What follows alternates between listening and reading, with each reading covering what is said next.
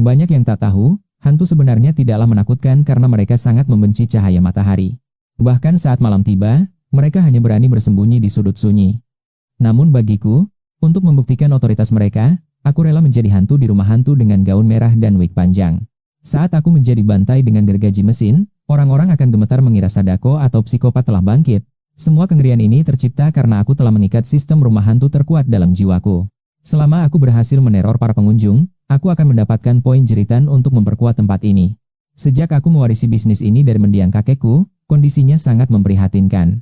Pendapatanku tak pernah lebih dari 300, dan tepat saat aku berniat menyerah dan menutupnya, sebuah suara lembut menyapa, "Permisi, berapa harga tiketnya?"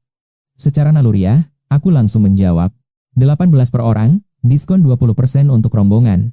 Tanpa ragu, gadis bernama Liu Ruxu itu membayar. Hatiku menciut, tipe pelanggan yang terlalu santai seperti ini biasanya sangat sulit untuk dibuat takut. Jika rumah hantuku gagal memberikan kengerian, tamatlah riwayatku. Aku pun segera memanggil asistenku. "Xiaoyan, urus mereka. Aku sendiri yang akan turun tangan sebagai aktor NPC kali ini." Xiaoyan terkejut, "Bos, Anda serius mau turun sendiri?" Belum sempat ia selesai bicara, seorang gadis pemalu bertanya dengan ragu, "Kak, apakah rumah hantu dengan NPC ini benar-benar seram?" Ruxu menjawab dengan penuh percaya diri, "Tenang saja, tempat ini tidak akan ada apa-apanya." Sementara itu, di ruang ganti, aku mulai mengenakan kostum penuh noda darah yang mengerikan. Tiba-tiba, suara sistem bergema, skill akting pembunuh tingkat dewa telah diaktifkan. Seketika, aura haus darah menyelimuti tubuhku. Aku merasa seperti monster pemangsa yang haus nyawa. Xiaoyan memberikan instruksi terakhir dengan serius, "Mohon tunggu sebentar, pengunjung sekalian. Bos kami sedang bersiap." Ia kemudian membagikan 4 lonceng kecil kepada para gadis itu.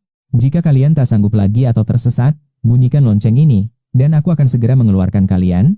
Salah satu gadis sombong berujar, "Tidak perlu, kami ini profesional." Ruxu pun mengangguk setuju. "Ya, kami sudah terbiasa." Namun, Xiaoyan hanya tersenyum tipis, "Bawa saja, ini adalah aturan mutlak kami." Akhirnya mereka membawa lonceng itu. Xiaoyan menjelaskan bahwa tiket mereka mencakup 2 zona horor. Pertama adalah pengantin bergaun merah, dan kedua adalah iblis malam berhujan yang legendaris. Di zona kedua, bos kami sendiri yang akan menyambut kalian dengan teror yang tak terlupakan. Ruxu hanya mendengus, kalau sudah dibocorkan begini, unsur kejutannya hilang sudah. Keempat gadis itu melangkah santai ke lorong merah darah sambil bercanda dan tertawa riang. Mereka mendorong pintu kayu yang berderit, memasuki zona pertama, sang pengantin merah. Di dalam ruangan sempit itu, lampion merah bergantungan dengan aura mistis yang sangat kental. Simbol kebahagiaan tertempel di mana-mana. Di bawah pimpinan Ruxu, mereka merangsek masuk ke jantung ruangan. Saat mencari kunci, tiba-tiba gadis yang paling mungil menjerit ketakutan. Ada seseorang di sana. Di atas ranjang tua, sesosok boneka pengantin dengan kerudung transparan duduk tegap menatap mereka. Ruxu mendekat dengan tenang, "Ini cuma properti murah." Ia lalu mengambil sisir dari rambut boneka itu. "Sisir ini pasti kuncinya." Benar saja, rekannya menemukan sebuah kotak perhiasan di atas meja rias. Begitu sisir dimasukkan, sebuah kunci muncul. Ruxu menghela napas, "Terlalu mudah untuk level kami." Mereka pun melangkah keluar dari zona pengantin dengan rasa bosan yang semakin memuncak. "Sekarang saatnya bertemu NPC," ujar Ruxu. "Bos itu pasti sedang berusaha keras akting di dalam. Mari kita berpura-pura takut agar dia tidak malu. Kasihan, bisnisnya sepi begini. Ayo beri dia sedikit kepuasan dengan akting kita." Mereka pun sepakat untuk bersandiwara. Namun, saat melangkah masuk, suara radio tua terdengar. Seorang sopir taksi ditemukan tewas mengenaskan. Polisi menemukan fakta mengerikan. Ada 4 mayat gadis muda yang juga berada di lokasi kejadian. Tiba-tiba, layar televisi tua menyala, menampilkan foto-foto mengerikan dari TKP pembunuhan berantai itu. Gadis yang paling penakut, memekik saat menyadari sesuatu. Udara di sekitar mereka kini berbau darah segar. Sesosok bayangan muncul perlahan dengan tubuh, bersimbah darah sambil menggenggam erat sebuah tongkat pemukul yang juga memerah. Gadis paling penakut langsung berteriak histeris, "Kalian lihat itu? Dia persis seperti yang ada di foto kita, Liu Ruxu." Liu Ruxu menyahut santai, "Apa yang perlu ditakutkan? Ada kamera pengawas di sana, itu pasti cuma editan Photoshop. Lihat, pakaiannya saja sangat berbeda." Gadis penakut itu langsung bereaksi dan bergumam, "Sepertinya kau benar juga." Liu Ruxu kemudian melangkah masuk ke dalam gang sempit yang diapit oleh jajaran toko tua di sepanjang jalan. Di ujung jalan, sebuah taksi tampak terparkir. Melihat itu, Liu Ruxu bertanya penuh selidik, "Apa kau benar-benar percaya? Sebentar lagi seseorang akan memukul taksi itu lalu lari ke arah kita." Mendengar itu, gadis di sampingnya hanya menguap bosan. "Trik kuno, Dia selalu mengejar kita dengan cara yang sama. Namun, tepat pada saat itulah, sesosok misterius mendadak muncul. Bayangan itu tiba-tiba berdiri tepat di hadapannya. Aku menatapnya dengan wajah syok. Kau sudah masuk ke dalam? Bos, aku bahkan belum siap sama sekali. Liu Ruxu langsung menyahut tajam. Bos, kau benar-benar terlalu lambat. Kami menunggu lama di luar, tapi PNJ ini bahkan belum ganti baju. Benar-benar tidak profesional sama sekali. Aku segera meminta maaf dengan senyum canggung. Tunggu 5 menit lagi, aku akan segera bersiap. Liu Ruxu menghela napas panjang dan menyetujuinya. Keempat gadis itu pun mulai melangkah menuju pintu masuk. Tiba-tiba, salah satu gadis bergumam ragu, harusnya kita menghindari masalah, kan? Rumah hantu ini terasa sangat membosankan. Liu Ruxu mengangguk setuju. Benar, aku akan mengunggahnya di forum sekolah agar teman-teman yang lain tidak membuang waktu. Tanpa menunggu lama, Liu Ruxu segera membagikan pesan provokatif di media sosialnya mengenai rumah hantu tersebut. Dia sempat berpapasan dengan sang pemilik yang belum sempat berganti pakaian. Benar-benar membosankan, ayo kita pergi sekarang. Bersiaplah untuk penaklukan kilat 20 menit. Serunya sambil menandai lokasi. Seketika, kolom komentar di bawahnya meledak. Dewi, aku juga sedang di taman hiburan ini. Aku sampai dalam 2 jam, tulis seorang penggemar. Liu Ruxu langsung membalas. Dalam 20 menit, nantikan pidato kemenangan Jiksu. Setelah mengirim pesan penuh percaya diri itu, Liu Ruxu tertawa sinis sambil mematikan ponselnya. Ayo masuk. Namun, seorang gadis lain menyahut dengan nada penuh keraguan. Aku tidak tahu apa pemiliknya sudah siap. Liu Ruxu menjawab dengan tenang, tak perlu menunggu, kita habisi sekarang. Persiapkan diri. Liu Ruxu memerintahkan gerak cepat karena hanya tersisa 8 tokoh misterius yang harus segera diperiksa. Fokus utama adalah mencari. Liu Ruxu langsung menerobos masuk ke toko terdekat yang nampak sangat kecil itu. Ruangan itu terasa hampa. Saat Liu Ruxu hendak melangkah keluar, sebuah firasat buruk mulai merayap di punggungnya. Tepat saat pemeriksaan berlanjut, sebuah jeritan histeris dari gadis pemalu itu mendadak memecah keheningan yang sangat mencekam. Liu Ruxu melesat cepat. Disak sosok tubuh terkapar dengan sebilah pisau dapur yang tertancap tepat di dada.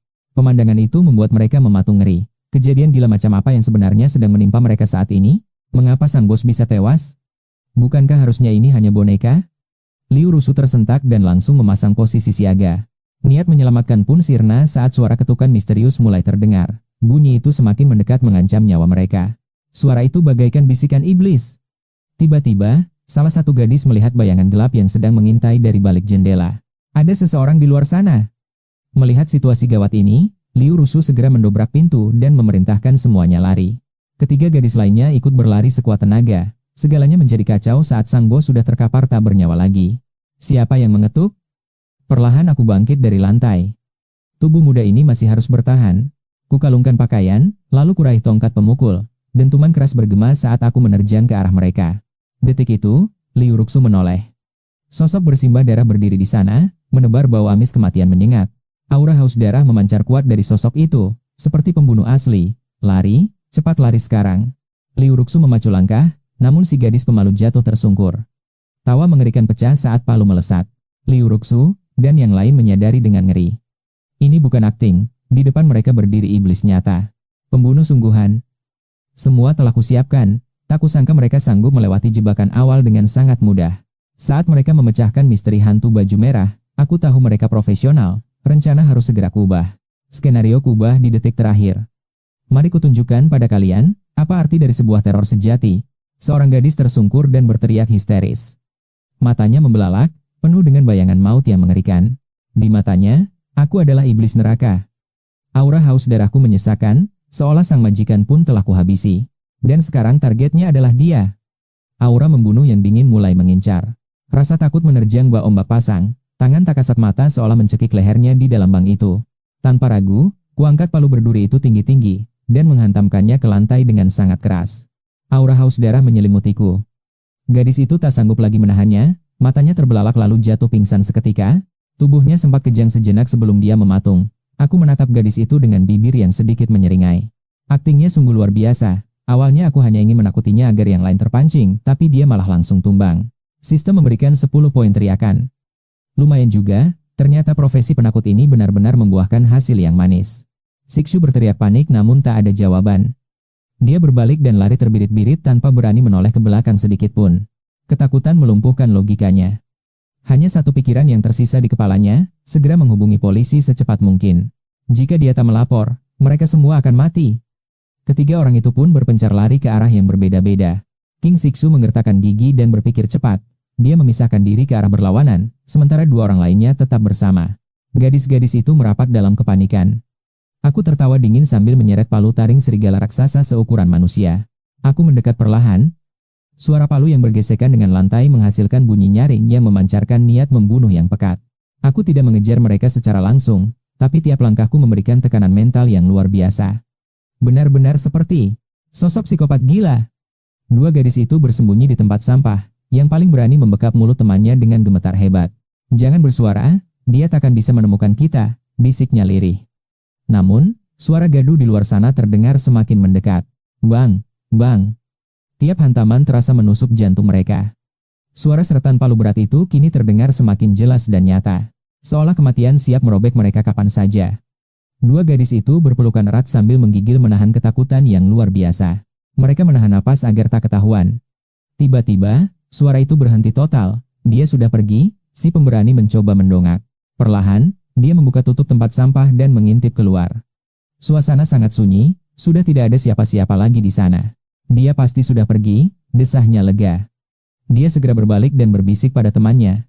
Cepat, sekarang waktu yang tepat. Ayo lari selagi ada kesempatan. Dia bersiap melompat keluar dari persembunyiannya, namun secara mendadak. Bau amis darah yang menyengat menusuk hidung mereka. Mereka membeku seketika. Klang, suara keras terdengar dari arah belakang mereka. Bayanganku yang berlumuran darah muncul tiba-tiba. Aku menghantamkan palu taring serigala ke lantai dengan sangat brutal. Seketika, hawa merah darah menyelimuti mereka. Saat melihat sosok iblis ini, wajah mereka pucat pasi dan jeritan histeris pun pecah. Jeritan mereka terus menggema. Notifikasi sistem berbunyi di kepalaku, aku berhasil meraih 20 poin teriakan tambahan, seringai puas terukir di bibirku. Hebat juga. Hanya dengan satu aksi kecil yang dramatis seperti ini, aku berhasil mendapatkan 20 poin lagi. Meski fungsinya belum jelas, apapun pemberian sistem pasti sangatlah berharga. Semakin banyak tentu semakin baik. Saat itu, kedua gadis di depanku hanya bisa menatapku dengan mata yang melotot ngeri. Tatapan mereka penuh dengan teror. Mengenakan topeng mengerikan dan kostum putih bersimbah darah, penampilanku sungguh mencekam jiwa. Tatapanku dingin dan gila, persis seperti iblis yang sedang mengamuk. Brak. Suara hantaman keras kembali memecah keheningan. Kuangkat palu taring serigala di tanganku, dentingan rantai besinya menciptakan suara yang membekukan darah. Mereka terus menjerit histeris. Di bawah tekanan aura membunuhku, kedua gadis itu berteriak ketakutan sebelum akhirnya pandangan mereka menjadi gelap gulita. Mereka semua jatuh pingsan secara bersamaan. Astaga, padahal aku baru saja mau mulai. Sambil menyentuh topeng, aku merasa heran. Apa aku semenakutkan itu? Aku menoleh ke arah pintu dan berseru, Xiaoyi, setan malam hujan sedang beraksi di sini. Ada 3 pengunjung yang pingsan. Cepat bawa mereka keluar agar bisa bernapas. Di luar, Zhang Xiaoyan benar-benar dibuat bingung. Mustahil. Apa rumah hantu ini benar-benar sehebat itu sampai bisa membuat orang pingsan? Para pengunjung pria malah terlihat sangat bersemangat. Ada sesuatu yang baru ya? Berikan aku tiket, aku ingin masuk dan merasakannya sekarang juga. Mereka mulai mendesak ingin mencoba. Aku sudah 7 atau 8 kali ke sini dan tak pernah takut. Seorang paman melangkah mundur dengan penuh keraguan di matanya. Kalian pasti bercanda, kan? Zhang Xiaoyan menyeka keringat di dahinya dan mencoba menenangkan kerumunan yang mulai tidak sabar. Harap tenang, aku akan mengeluarkan mereka dulu. Dia membuka pintu samping yang berderit kencang karena engselnya yang sudah tua. Dia melihat seorang gadis terkapar di set pengantin merah. Benar-benar pingsan karena didera ketakutan yang sangat luar biasa. Jantung Xiaoyan berdegup kencang karena cemas. Dia bergegas mendekat dan hendak mengangkat tubuh gadis yang tak sadarkan diri itu. Tiba-tiba, hawa dingin mencekam muncul dari belakangnya. Xiaoyan menjerit dan berbalik, mendapati aku sudah berdiri tepat di sana. Aku menatapnya dengan wajah polos tanpa dosa. Bos? Dia menelan ludah dan mundur 2 langkah tanpa menyadari ketakutannya sendiri. Auramu yang sekarang benar-benar membuatku merinding. Aku mengusap hidung dan menyahut dengan pasrah, baiklah, maafkan aku. Seret orang ini keluar dan hubungi tim medis. Jenna, aku akan mengurus tamu terakhir yang berani ini. Xia Wei mengangguk tegang meski nyalinya menciut, lalu segera menyeret gadis pingsan itu keluar ruangan. Sementara, bergema di kesunyian, seolah iblis jahat merayap pelan. King Siksu bersembunyi di balik selimut merah pengantin itu. Menyimak bunyi palu yang kian mendekat, tubuhnya gemetar hebat. Ia ingin lari, namun, kakinya lemas tak bertenaga. Dalam kepanikan luar biasa, jemari gemetarnya mengetik satu pesan darurat. Rumah hantu taman hiburan, ada pembunuh di sini, segera lapor polisi dengan nama aslimu. Aku bersembunyi di properti pengantin. Kirim polisi secepatnya. Laporan diterima, petugas sedang menuju lokasi. King Sikshu meringkuk di balik kain merah ranjang itu, mendekap erat ponselnya dengan ketakutan. Jemarinya mengetik cepat di layar, meredupkan cahaya ke titik terendah agar keberadaannya tidak tercium. Polisi akan segera sampai. Bertahanlah sedikit lagi. Kalimat itu terus bergema dalam pikirannya. Tubuhnya gemetar tanpa kendali. Padahal biasanya ia sangat berani, bahkan tak takut menyentuh mayat sekalipun. Namun saat menghadapi pembunuh nyata, rasa takut purba mulai menguasai jiwanya. Seketika bayangan tawa teman-temannya melintas. Ia menggertakkan gigi, tatapannya kini berubah menjadi sangat kelam. Jejak darah itu nyata milik sang pembunuh. Ia bahkan mengenali serpihan daging yang mengerikan. Itu adalah jasad sang bos yang telah tewas. King Sikshu berusaha keras menahan gejolak emosi. Namun memori masa lalu terus menghantamnya. Tiba-tiba, denting logam memecah sunyi. Klang. Suara benda jatuh ke lantai. Napas King Sikshu menderu cepat, kuku-kukunya menghunjam dalam ketelapak tangan. Hingga darah mulai menetes.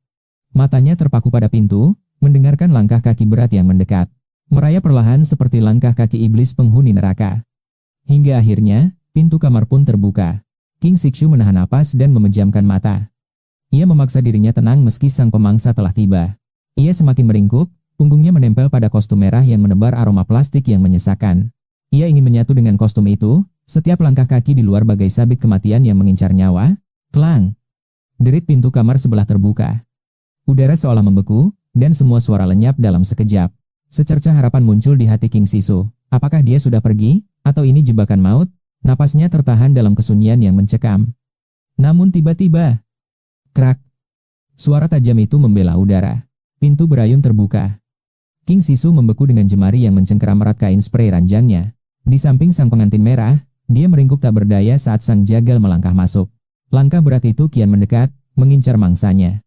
Satu dentang besi yang jatuh memicu teror tak berujung. Bayanganku memanjang di bawah lampu temaram. Sambil menyeringai dingin, kuangkat martil taring besi yang haus darah.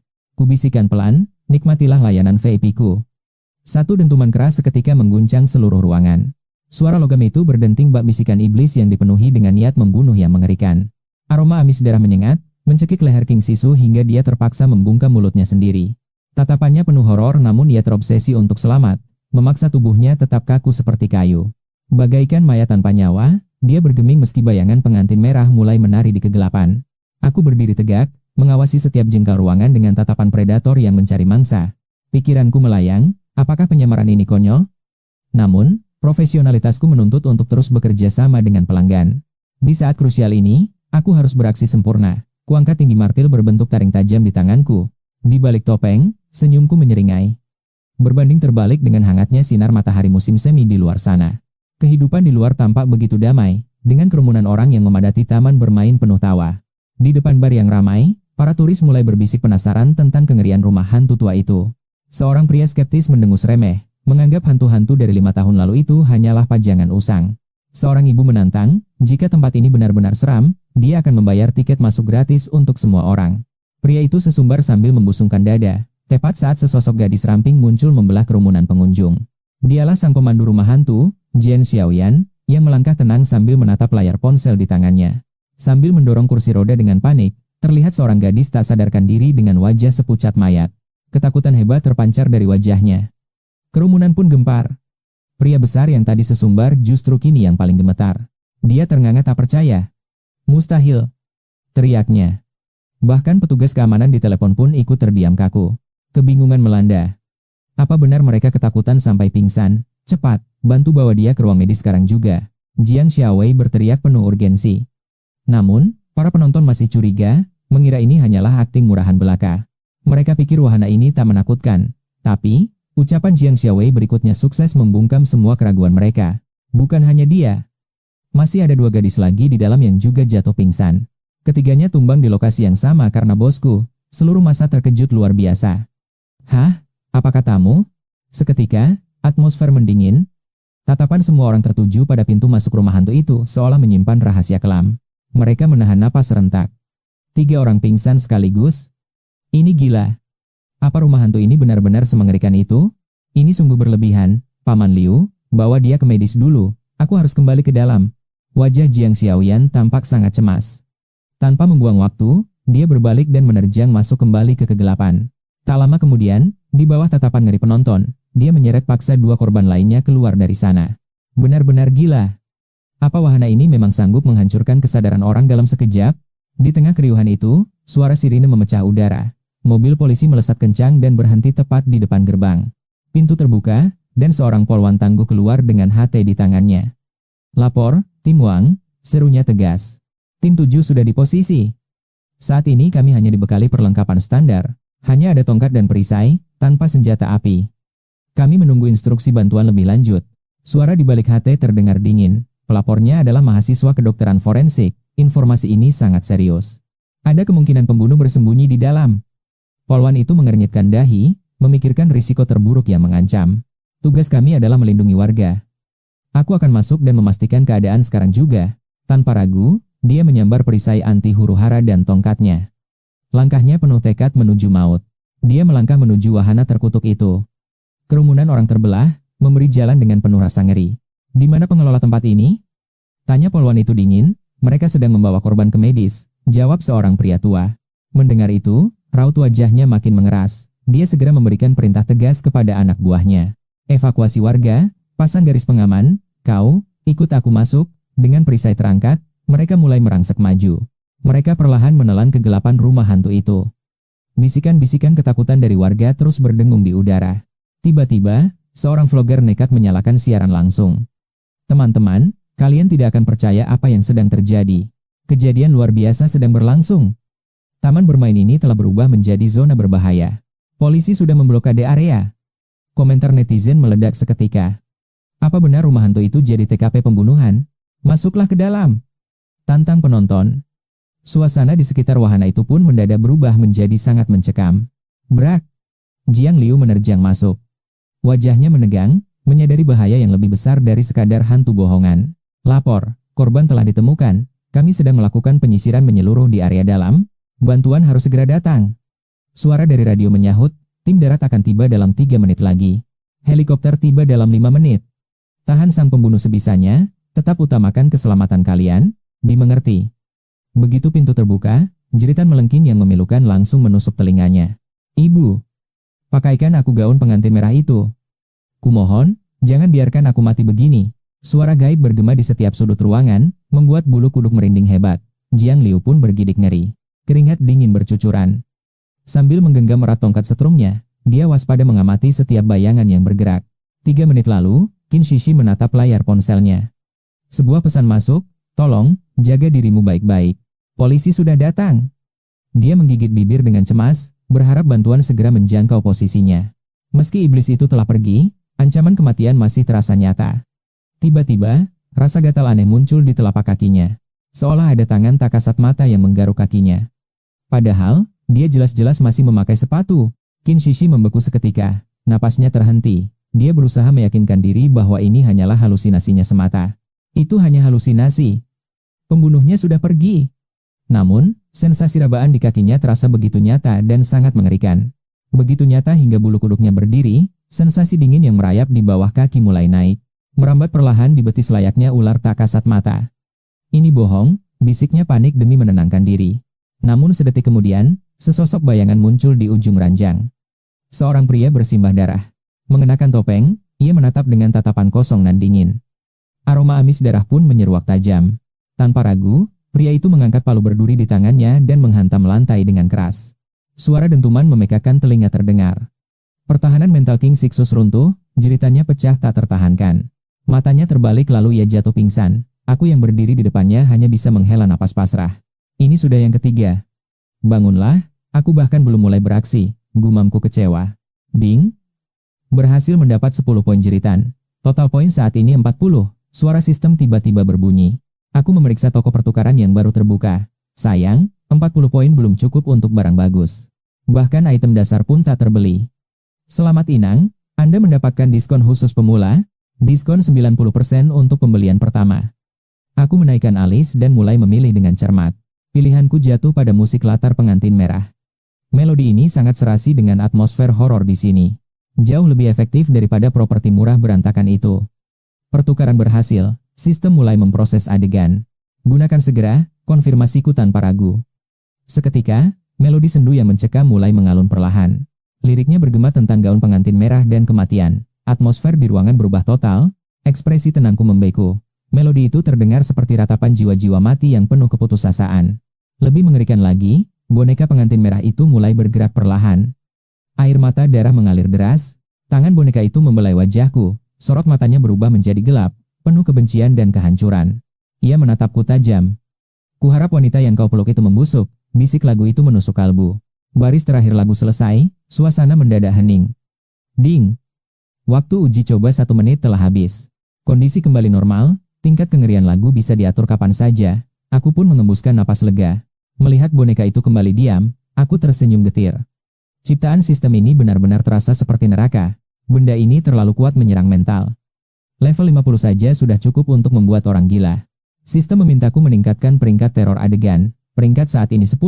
Aku butuh ulasan positif pelanggan.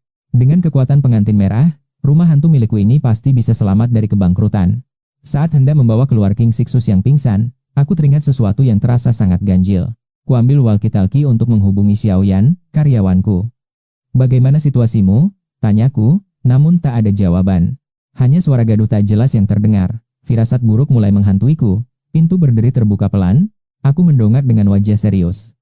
Pelanggan baru telah tiba, saatnya kembali ke mode kerja. Ini rumah hantuku, pelanggan harus dibuat ketakutan setengah mati agar tempat ini semakin populer. Sistem, atur tingkat teror pengantin merah ke level 50, perintahku dalam hati, itu angka sempurna. Terlalu ekstrem bisa berbahaya. Aku melirik King Sixus yang pingsan, haruskah kuseret dia keluar dulu? Belum sempat bertindak, suara wanita terdengar dari kejauhan. Hati-hati, sasarannya sudah sangat dekat. Aku menggeleng pasrah. Karena pelanggan sudah masuk, lebih baik aku ganti posisi dan urus mereka bersamaan. Musik latar mulai bergema kembali. Suara anak kecil yang ganjil menyanyikan lagu tentang gaun merah. Ketegangan memuncak, tapi aku sudah kebal. Bagiku, ini hanya rutinitas pekerjaan sebagai pemilik rumah hantu. Kugendong King Sixus dan menyelinap keluar melalui pintu rahasia menuju area iblis di bawah hujan. Jangan salah paham, aku hanya peduli pada keselamatan pelanggan. Tak ada niat terselubung sedikit pun. Beruntung ada kursi roda darurat, kuposisikan King Sixus agar tetap terpantau oleh kamera pengawas keamanan. Setelah beres, kusambar palu besarku dan kembali ke area pengantin merah. Saatnya memberi kejutan mendebarkan. Aku tersenyum licik sambil mempersiapkan jebakan. Sementara itu, di luar gerbang rumah hantu, Jian Lui tampak sangat serius.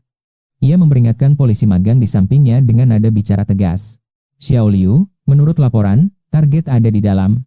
Tetap waspada, Xiao Liu menelan ludah dengan wajah pucat. Ia mencengkeram tameng anti huru-hara dengan gemetar saat lagu pengantin merah mulai terdengar di telinga.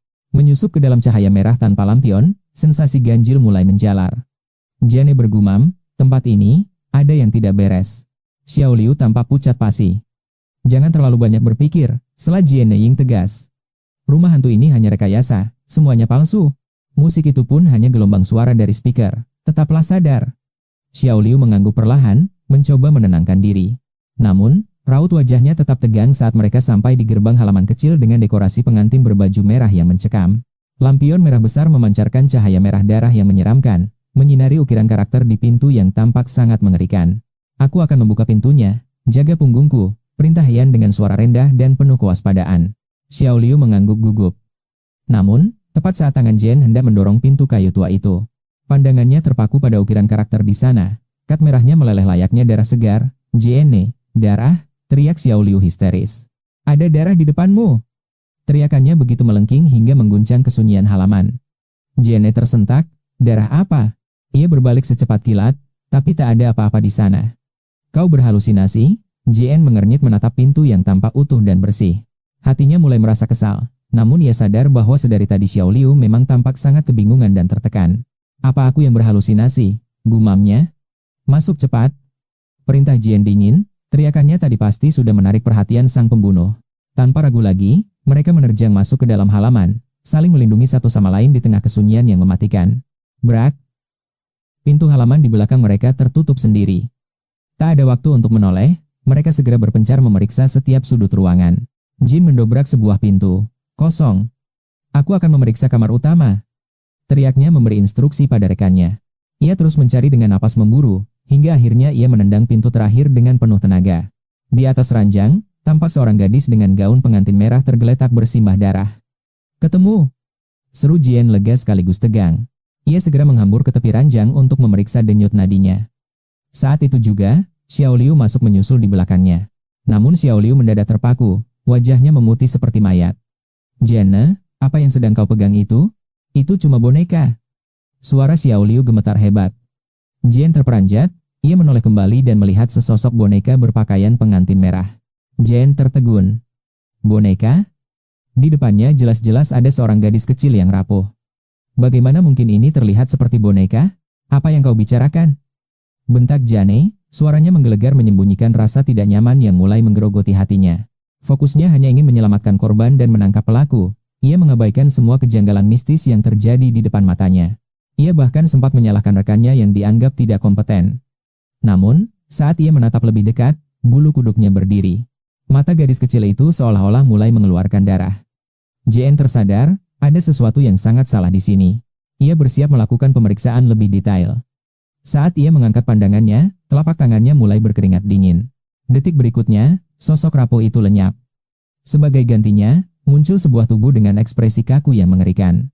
Sebuah boneka yang mengeluarkan bau busuk menyengat dengan mata kosong yang mati. Ini jelas bukan manusia hidup. JN tersentak. Ia mundur selangkah dengan jantung yang berdegup tak karuan, jarinya meremas kuat walkie-talkie di pinggangnya, mencoba mencari pegangan. Ketakutan naik seperti pasang air laut, otaknya berputar cepat, berusaha mencari logika di balik fenomena gila ini. Mungkinkah mereka berdua salah lihat? "Tim, segera lapor." Ia mencoba menghubungi rekan-rekan lainnya dengan tangan gemetar. "Semuanya, pakai masker gas sekarang. Aku curiga ada gas halusinogen yang disebarkan di sini." Jian berteriak radio. Ia menarik napas dalam, mencoba menenangkan diri. "Liu Zi dan aku terkena efek halusinasi hebat secara bersamaan. Bantuan harus segera datang." Belum sempat ia menyelesaikan kalimatnya, suara gemetar Xiao Liu terdengar dari walkie-talkie. "Jane, dia bangun." Jane menoleh cepat. Boneka pengantin merah yang tadi terbaring kaku kini mulai bergerak. Sosok itu perlahan duduk tegak. "Ibu, lihat gaun pengantin merahku." Sudut mulut boneka itu tampak bergerak-gerak ganjil. Ia seolah menggumamkan lagu pengantar tidur yang mencekam. "Tolong, jangan biarkan aku mati." Suasana berubah menjadi sangat dingin. Hawa dingin seolah menusuk tulang punggung mereka. Jian dan Xiao Liu saling bertukar pandang, mata mereka dipenuhi teror murni. Mereka melihat pemandangan yang sama. Boneka pengantin merah itu bukanlah bagian dari dekorasi atau efek suara belaka. Ia benar-benar bernyanyi sambil meratap. Sementara itu, atmosfer di luar rumah hantu juga menegang hingga ke titik puncak. Aku sedang bersenandung santai mengikuti melodi pengantin merah, sambil memanggul palu besar berbentuk taring serigala. Sambil berjalan menuju area pengantin merah yang sunyi senyap. Aku bergumam pelan, kenapa para pelanggan ini tidak ada suaranya? Senyum licik tersungging di bibirku. Aku mematikan walkie-talkie, siap masuk ke dalam untuk memberi mereka kejutan yang tak terlupakan. Namun tepat di saat itu, suara dari tram yang memekakan telinga terdengar dari luar. 3 mobil polisi berhenti mendadak di depan gerbang. Lebih dari 10 polisi bersenjata lengkap keluar dengan sigap. Mereka langsung mengepung dan memblokade seluruh area rumah hantu. "Evakuasi warga, kepung seluruh area." Sang komandan polisi memberi perintah dengan suara berat yang menggetarkan udara, bersiap ringkus tersangka. Di kejauhan, seorang pembawa acara berita siaran langsung terperangah tak percaya. "Polisi sebanyak ini, apa ada pembunuh berantai di sini?" Kolom komentar siaran langsung seketika meledak penuh spekulasi. "Astaga, ini jelas bukan latihan. Apa pemilik rumah hantu itu benar-benar menjadi target sang pembunuh? Ah, rumah hantu keluarga Zain? Nama yang payah sekali untuk situasi mencekam seperti saat ini." Jiang Xiaowei baru saja kembali dari klinik. Ia mendorong pintu rumah hantunya, namun seketika tubuhnya kaku membeku. Di luar, puluhan polisi bersenjata lengkap telah bersiaga, mengepung rumah hantu miliknya yang kini tampak mencekam. Tempat usahanya kini berubah menjadi zona pertempuran untuk meringkus seorang pembunuh sadis. Ya ampun! Itu polisi semua. Kenapa ada banyak polisi di sini? Apa yang sebenarnya terjadi? Apa sesuatu yang mengerikan telah pecah? Pengerahan pasukan sebesar ini pasti karena kasus luar biasa. Kerumunan orang mulai berbisik, terutama para pria berotot di baris depan. Mata mereka terbelalak penuh kebingungan. Awalnya, ini hanyalah sebuah tantangan keberanian yang sederhana. Seorang wanita cantik baru saja memasuki rumah hantu itu, namun dalam sekejap mata, 3 orang pingsan dan memicu kedatangan polisi. Semakin dipikir, semakin tidak masuk akal. Di tengah kekacauan itu, Jiang Xiaowei berlari terengah-engah. Ia menerobos kerumunan dengan wajah pucat pasi. "Minggir! Ada apa ini?" teriaknya sambil berusaha mencapai garis depan. Ia mendekati polisi terdekat dengan tangan gemetar. "Saya karyawan di sini. Tolong beritahu, apa yang terjadi? Polisi yang berjaga terkejut, lalu segera berteriak ke arah walkie-talkie miliknya. Tim Wing, ada karyawan di sini. Dengan cepat, seorang perwira berusia 50 tahunan dengan aura yang sangat menekan datang mendekat. Sambil mengerutkan kening tajam, ia bertanya, kau karyawannya? Jiang Xiaowei mengangguk gugup. Apa para korban sudah ditangani? Bagaimana situasi di dalam? Di mana akses kamera pengawas? Para polisi tampak bersiap melakukan serangan penuh. Kenapa kalian tidak lapor polisi? Jiang Xiaowei benar-benar terpaku. Korban, serangan, lapor polisi? Apa maksudnya? Apa yang sebenarnya terjadi dengan rumah hantu kami? Tanyanya lirih. Kapten Wing menjawab dengan nada yang sangat serius. Seseorang melapor melihat pembunuh di dalam rumah hantu ini. Menurut laporan yang kami terima, sebelum pukul 10:32, bosmu telah tewas terbunuh. Mata Jiang Xiaowei membelalak. Mustahil, saya baru melihatnya tadi. Keduanya saling pandang dengan tatapan bingung. Setelah memeriksa rekaman kamera pengawas, ternyata semua itu hanyalah kesalahpahaman besar. Kapten Wang menghela napas lega. Namun, saat ia hendak memerintahkan penarikan pasukan, tubuhnya tiba-tiba membeku. Gawat! Tim medis masih di dalam. Seketika, jeritan melengking memecah keheningan melalui radio panggil. Sejujurnya, aku tidak ingin membuat keributan. Namun saat melihat seragam polisi pada kedua pelanggan itu, jantungku berdegup kencang. Jika sekolah forensik datang berlatih, itu biasa. Tapi kali ini sekolah polisi, ini kesempatan emas untuk mempopulerkan tempat ini. Dengan ambisi yang membara, aku mengenakan topengku kembali, bersiap memberikan sambutan yang tak terlupakan. Kubuka pintu ruangan pengantin bergaun merah. Aroma amis darah yang pekat langsung menusuk indera penciumanku. Di dalam ruangan, Jiang Luiying dan polisi muda Xiao Liu saling bertukar pandang. Insting mereka berteriak bahwa ada yang salah. Tetap tenang. Mungkin kita menghirup debu halusinogen, ucap Jiang Luiying dingin sambil mengenakan maskernya. Tutup pintu. Tunggu bantuan. Namun baru saja kata itu terucap, boneka pengantin di sudut ruangan tiba-tiba bergerak. Boneka itu berdiri dan berjalan perlahan ke arah mereka sambil menyanyikan melodi mengerikan. Ibu, tolong perhatikan gaun merahku. Wajah Xiao Liu pucat pasi seperti mayat. Pejamkan matamu. Tetap tenang, teriak Jiang Luiying mencoba bertahan. Tatapan Jiang Luiying menajam. Ini hanya ilusi. Namun tiba-tiba, hawa sedingin es merayap naik dari telapak kakinya. Tanpa sadar, Xiao Liu membuka matanya. Di hadapannya, sepasang mata merah semerah darah menatapnya dengan penuh kebencian. Sesosok boneka sedang mencungkil bola matanya sendiri tepat di depan wajahnya. Xiao Liu langsung pingsan seketika. Meski matanya terpejam, Jiang Luiying mencengkeram tongkat listriknya dengan kuat. Ia tahu ada sesuatu yang jahat di ruangan ini. Ia tidak akan menyerah begitu saja. Tiba-tiba, suara langkah kaki terdengar dari balik pintu yang tertutup. Detik berikutnya, sesosok bayangan muncul. Saat Jiang Luiying membuka mata, ia melihat figur bersimbah darah yang sangat mengerikan. Sosok itu memegang palu besar berbentuk taring dan mendekat perlahan. Letakkan senjatamu, teriak Jiang Luiying lantang. Dengan keberanian terakhir, ia menyalakan tongkat listriknya dan menerjang maju ke arah sosok misterius itu. Namun malang, ia tersandung sesuatu dan jatuh terjungkal. Sialnya, tongkat listrik yang menyala itu justru mengarah pada dirinya sendiri. Dalam suara sengatan listrik yang memekakan telinga, tubuh Jiang Luiying kejang-kejang sebelum akhirnya ia kehilangan kesadaran sepenuhnya. Aku menghela napas pasrah. Jeritan Jian memecah kesunyian, dipenuhi ketakutan yang membekukan jiwa. Arah jatuhnya tepat menuju siluet merah darah yang mengerikan itu. Dengan kata lain, jika ia terjatuh, dialah yang akan menjadi tumbal berikutnya untuk dihancurkan. Teror merayap naik seperti ombak. Meski ia polisi berpengalaman, rasa takut ini begitu nyata. Menghadapi ancaman maut, jeritannya mengguncang seluruh ruangan dalam keputusasaan yang hebat. Brak! Ia terhempas ke tanah, sementara tongkat listriknya tak sengaja menyengat dirinya sendiri. Listrik memercik! Jian langsung pingsan di tempat. Aku hanya bisa terpaku menatap lantai. Wajahku penuh kebingungan melihat dua polisi magang terkapar tak berdaya di hadapanku. Permainan bahkan belum dimulai. Kenapa mereka tumbang sendiri? Sial, aku mengutuk dalam hati. Tiba-tiba, suara sirene dan deru helikopter dari luar membayarkan lamunanku. Seluruh pengunjung panik berlarian keluar. Polisi telah mengepung rumah hantu ini sepenuhnya. Aku keluar dengan tangan di atas, wajahku seketika pucat pasi melihat situasi ini. Apa? Menatap dua orang di lantai, sebuah pikiran gila melintas. Mereka benar-benar polisi asli. Glek. Aku menelan ludah. Notifikasi sistem berbunyi, berhasil mendapatkan 40 poin teriakan.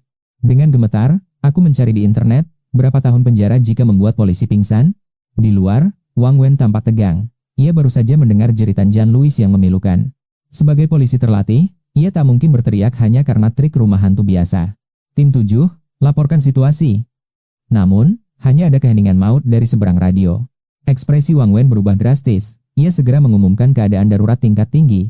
Blokade rumah hantu ini. Siapkan tameng anti huru-hara dan lampu sorot sekarang juga. Ada nyawa yang terancam di dalam sana.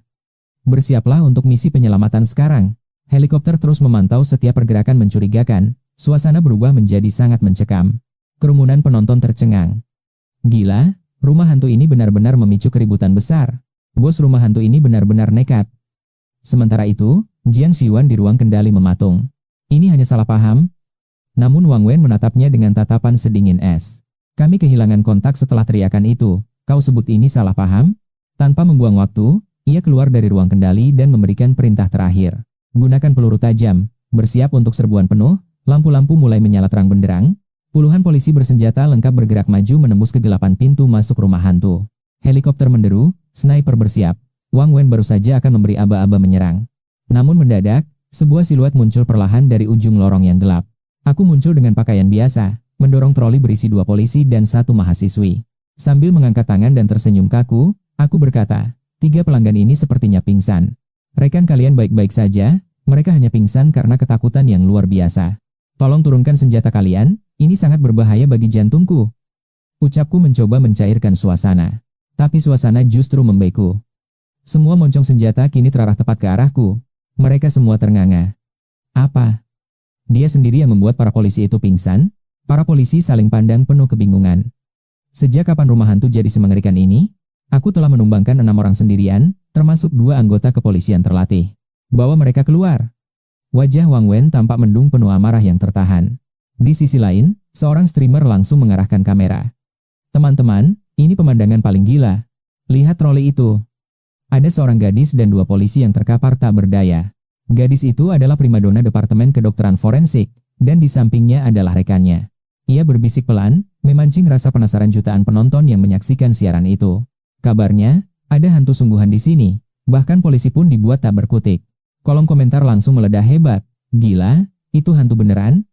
Jangan bercanda, bulu kuduku berdiri. Mana mungkin?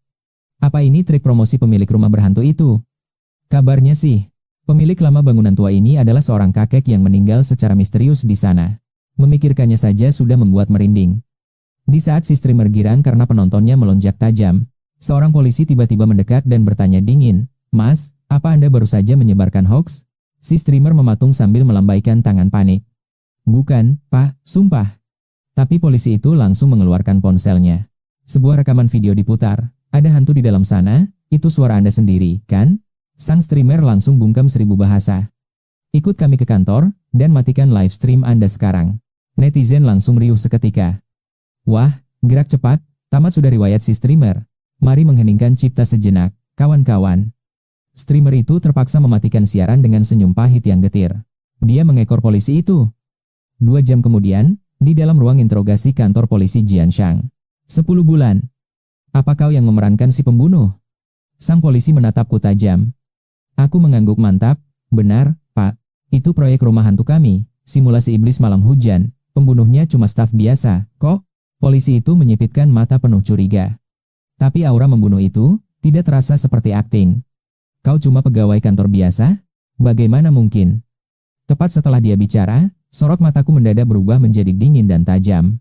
Keinginan membunuh yang pekat meledak, seluruh ruang interogasi seketika tercekik oleh tekanan atmosfer yang sangat mencekam. Sang polisi dan rekannya langsung menegang, bahkan insting mereka refleks menyentuh senjata di pinggang. Aku segera mengangkat tangan. Seketika, aura haus darah itu lenyap tanpa jejak, berganti senyum ramah yang tak berdosa. Jangan tegang, Pak, saya cuma terlalu mendalami peran. Suasana perlahan mencair, meski kecurigaan polisi itu belum hilang.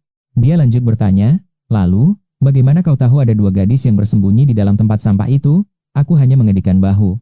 Kamera rumah hantu kami terhubung ke ponsel, jadi itu hal biasa. Mengenai halusinasi itu, kenapa aku dan rekanku merasa boneka itu seolah hidup? Mungkin karena dekorasi kami terlalu realistis, Pak. Itu hanya pengalaman imersif yang luar biasa. Polisi itu mengerutkan dahi. Pertanyaan terakhir, kenapa? Mahasiswi yang bersamaku bilang ada sesuatu yang menggaruk telapak kaki mereka. Aku tertegun sejenak. Menggaruk telapak kaki?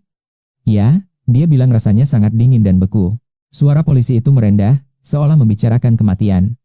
Di depan kantor polisi saat senja mulai turun, aku menarik napas panjang. Begitu keluar, beban berat di pundakku rasanya sedikit terangkat. Sial, tekanan yang menyesakan tadi benar-benar menyebalkan. Aku memijat pelipis yang terasa berdenyut, aku berusaha tanpa tenang. Saat ditanya tadi, aku terpaksa berdalih itu cuma halusinasi atau tikus yang lewat. Mana mungkin aku bilang kalau aku punya sistem, bisa-bisa aku berakhir di meja bedah sebagai bahan percobaan. Sudahlah, lupakan saja. Masalah ini harus segera diselesaikan dengan cara lain. Toh, polisi tidak punya bukti kuat kalau ada hantu di sana. Semuanya hanya dianggap ilusi mata, kan? Polisi muda bernama Liu bergumam ragu di samping seniornya. Tapi, Komandan, polisi wanita itu menatap tajam dengan aura yang dingin tak terbantahkan. Rumah hantu itu? Pasti ada sesuatu yang tidak beres.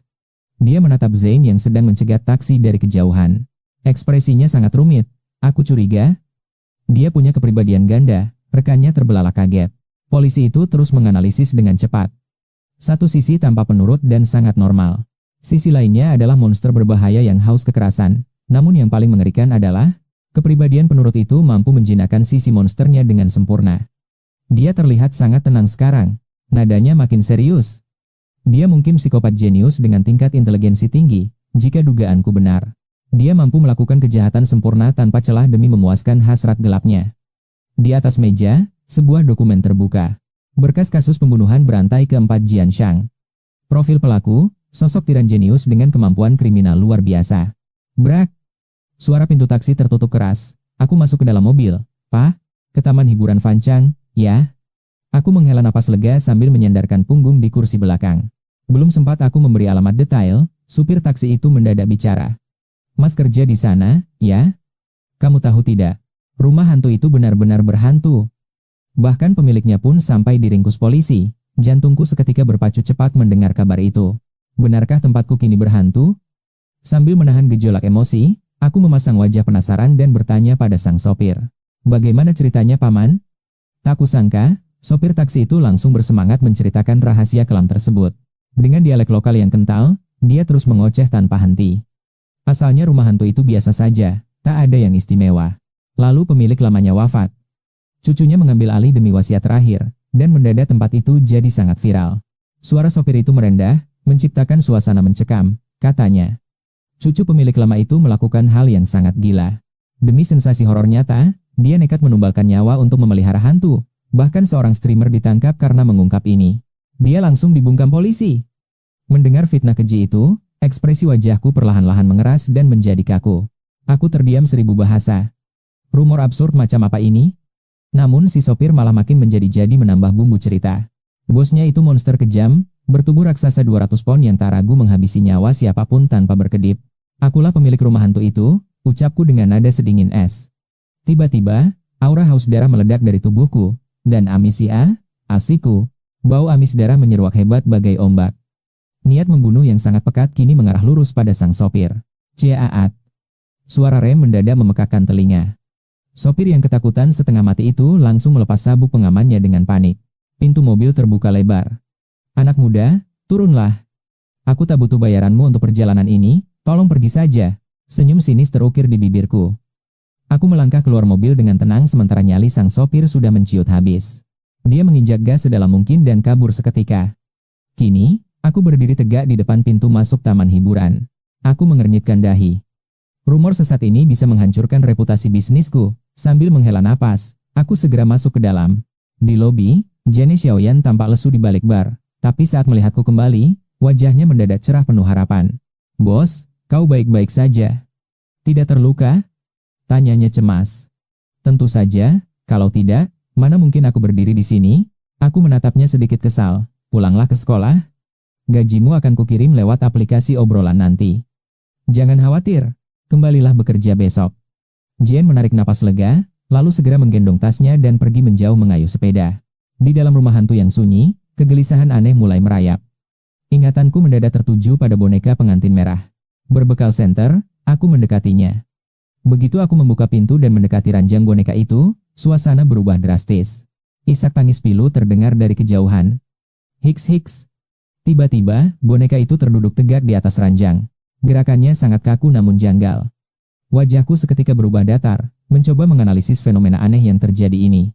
Ini bukan sekadar mesin biasa, Sensor inframerahnya jelas berada di pintu dan sama sekali belum sempat kuaktifkan. Aku tidak memicu sistem apapun, jadi kenapa dia bergerak? Aku menatap tajam boneka itu dengan penuh waspada.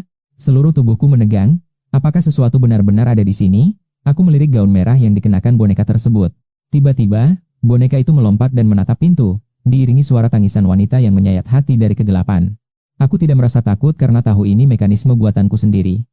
Namun, ada satu masalah besar yang mengganjal. Masalahnya, aku sama sekali tidak menyentuh tombol aktivasi manapun. Ekspresiku seketika berubah menjadi sangat serius. Segalanya terasa sangat ganjil. Boneka ini aneh, apalagi jika mengingat kesaksian pihak polisi dan mahasiswi cantik itu. Aku mulai ragu. Mungkinkah rumah hantuku ini benar-benar telah disusupi oleh entitas yang tak kasat mata? Seolah lagu gaun pengantin merah itu telah membangkitkan sesuatu. Isak tangis boneka itu terus bergema pelan di ruangan. Tanpa ragu, aku melangkah maju dan menyorotkan senter padanya. Tangisan penuh kepedihan itu belum juga berhenti. Seolah dia sedang meratapi tragedi tak terucapkan yang sangat menyiksa. Tiba-tiba, pandanganku tertuju pada gaun merahnya. Ada noda darah di boneka itu, dan ujung gaunnya tampak robek paksa. Kerutan di dahiku pun semakin dalam. Bagian ini seharusnya tidak boleh tersentuh. Aku sendiri yang merakitnya, dia hanya dirancang bergerak di bagian atas. Bagian bawahnya seharusnya terpaku mati di sela ranjang. Tapi lihatlah sekarang, segalanya telah berubah posisi secara misterius. Gaun pengantin itu tertarik kuat. Artinya, boneka ini benar-benar bergerak sendiri. Hawa dingin seketika merambat di punggungku. Aku mencoba memanggil sistem di dalam pikiran, namun tak ada jawaban. Keadaan ini benar-benar di luar kendaliku. Wajahku tampak tenang, namun badai kecemasan berkecamuk di hati. Tangisan itu kini terdengar seperti rintihan penuh dendam, seakan membawa kebencian mendalam. Sambil berpura-pura memeriksa mesin, aku terus meneliti setiap detail boneka itu dengan teliti. 5 menit berlalu dan boneka itu masih terus menangis pilu. Ekspresi wajahku kini berubah menjadi sangat gelap. Jelas ada yang tidak beres. Seharusnya, durasi suara tangis pada mekanisme ini akan otomatis berhenti dalam 1 menit. 6 menit berlalu, isak tangis itu semakin melengking tajam hingga memekakan telinga. Kesedihan mencekam menyelimuti, namun aku menarik napas dalam dan berujar dingin, suaranya kurang kencang. Sambil membuka kotak perkakas, aku bergumam, bagaimana jika ku bongkar saja untuk memeriksa speakermu? Mengejutkan, tangisannya meledak histeris tepat saat aku selesai bicara. Sepertinya hantu ini mengerti ancamanku. Aku merutuk dalam hati namun tetap tenang, lalu melanjutkan, tangisan ini masih kurang menyentuh. Mari ganti speaker baru. Jeritan yang lebih nyata mulai terdengar, membuat bulu kuduku berdiri. Tanpa ragu, kuarahkan obeng ke leher boneka itu, karena suaramu sangat mengganggu telingaku. Ayo kita bedah, ding dong, 3 poin teriakan didapat. Rasa senang mulai membuncah di hatiku. Apa menakuti boneka juga bisa menghasilkan poin? Senyum kegembiraan kini terpancar jelas di wajahku. Kutatap wajah datarnya yang tanpa ekspresi, lalu kuketuk kepalanya perlahan dengan ujung obeng. Tangisanmu memang sedih, tapi kurang rasa putus asa. Perlu sedikit sentuhan tragedi di dalamnya. Tak. Obengku kembali menghantam kepalanya. Mari kita bongkar. 5 poin teriakan berhasil diraih. Jeritannya kini berubah tragis, seperti wanita yang tersudut dalam lembah penderitaan dan dendam mendalam. Wajahku tetap tanpa emosi saat berujar. Air mata darah ini terlihat sangat tidak nyata. Lebih baik kurobek dan ganti yang baru. 10 poin didapat saat aku menggenggam sebuah paku. Dengan seringai tipis, aku menancapkannya ke ranjang. Mari kita bakar saja sekalian. 20 poin. Saat itu juga, dari sudut mata boneka itu mulai merembes keluar air mata darah segar. Darah itu mengalir perlahan di pipinya, membawa aura kesedihan luar biasa di setiap tetesnya. Kesan buatan itu lenyap seketika. Jantungku berdesir, benda ini memang benar-benar bermasalah. Ada yang tidak beres, sepertinya hantu asli bersemayam di sini. Aku pun segera berjongkok. Kudekati sosok pengantin bergaun merah darah itu. Benar-benar pemandangan yang sangat janggal dan aneh. Mungkin memang harus dibongkar. Begitu kata-kataku berakhir, aku mulai memutar sekrup di tubuhnya. 20 poin ketakutan masuk. Seketika itu juga, suara isak tangisnya menghilang tanpa bekas. Boneka itu tampak ketakutan dan berhenti menangis, seolah memohon agar aku tidak membedah tubuhnya. Namun, aku justru mendekatkan bibir ke telinganya dan bertanya dengan nada suara yang rendah. Kau ini hantu? Atau jiwa yang tercipta dari boneka? Aku bertanya waspada, tapi hanya keheningan. Dia membeku seperti boneka biasa. Tiba-tiba, bekas air mata darahnya menghilang seketika. Apa cairannya habis? Ayo kubongkar untuk mengisi ulang plasmanya. Aku kembali mengangkat obengku tinggi. 2 tetes darah baru mengalir lagi, seolah ingin membuktikan bahwa stok darahnya masih sangat banyak. Tidak perlu dibongkar, akting yang cukup meyakinkan. Aku melangkah maju mendekatinya perlahan. Sambil mengernyitkan dahi, aku berbisik, kau masuk jebakanku. Itu hanya cat yang kupoles 3 tahun lalu. Dari mana asal darah itu? Kau hantu, kan? 50 poin didapat, suasana mendadak menjadi canggung. Kuhitung sampai 3.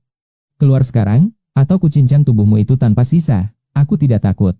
Jika hantu ini berniat jahat, dia pasti sudah menyerangku sejak tadi. Dia jelas takut padaku. Dia takut dibongkar. 50 poin lagi. Lalu, terdengar suara wanita yang sangat lembut dan gemetar. Raut wajahku seketika berubah sangat serius. Keluar sekarang? Mataku menatap tajam ke arah boneka. Tanganku sudah bersiap di sekrup, siap membedahnya kapanpun.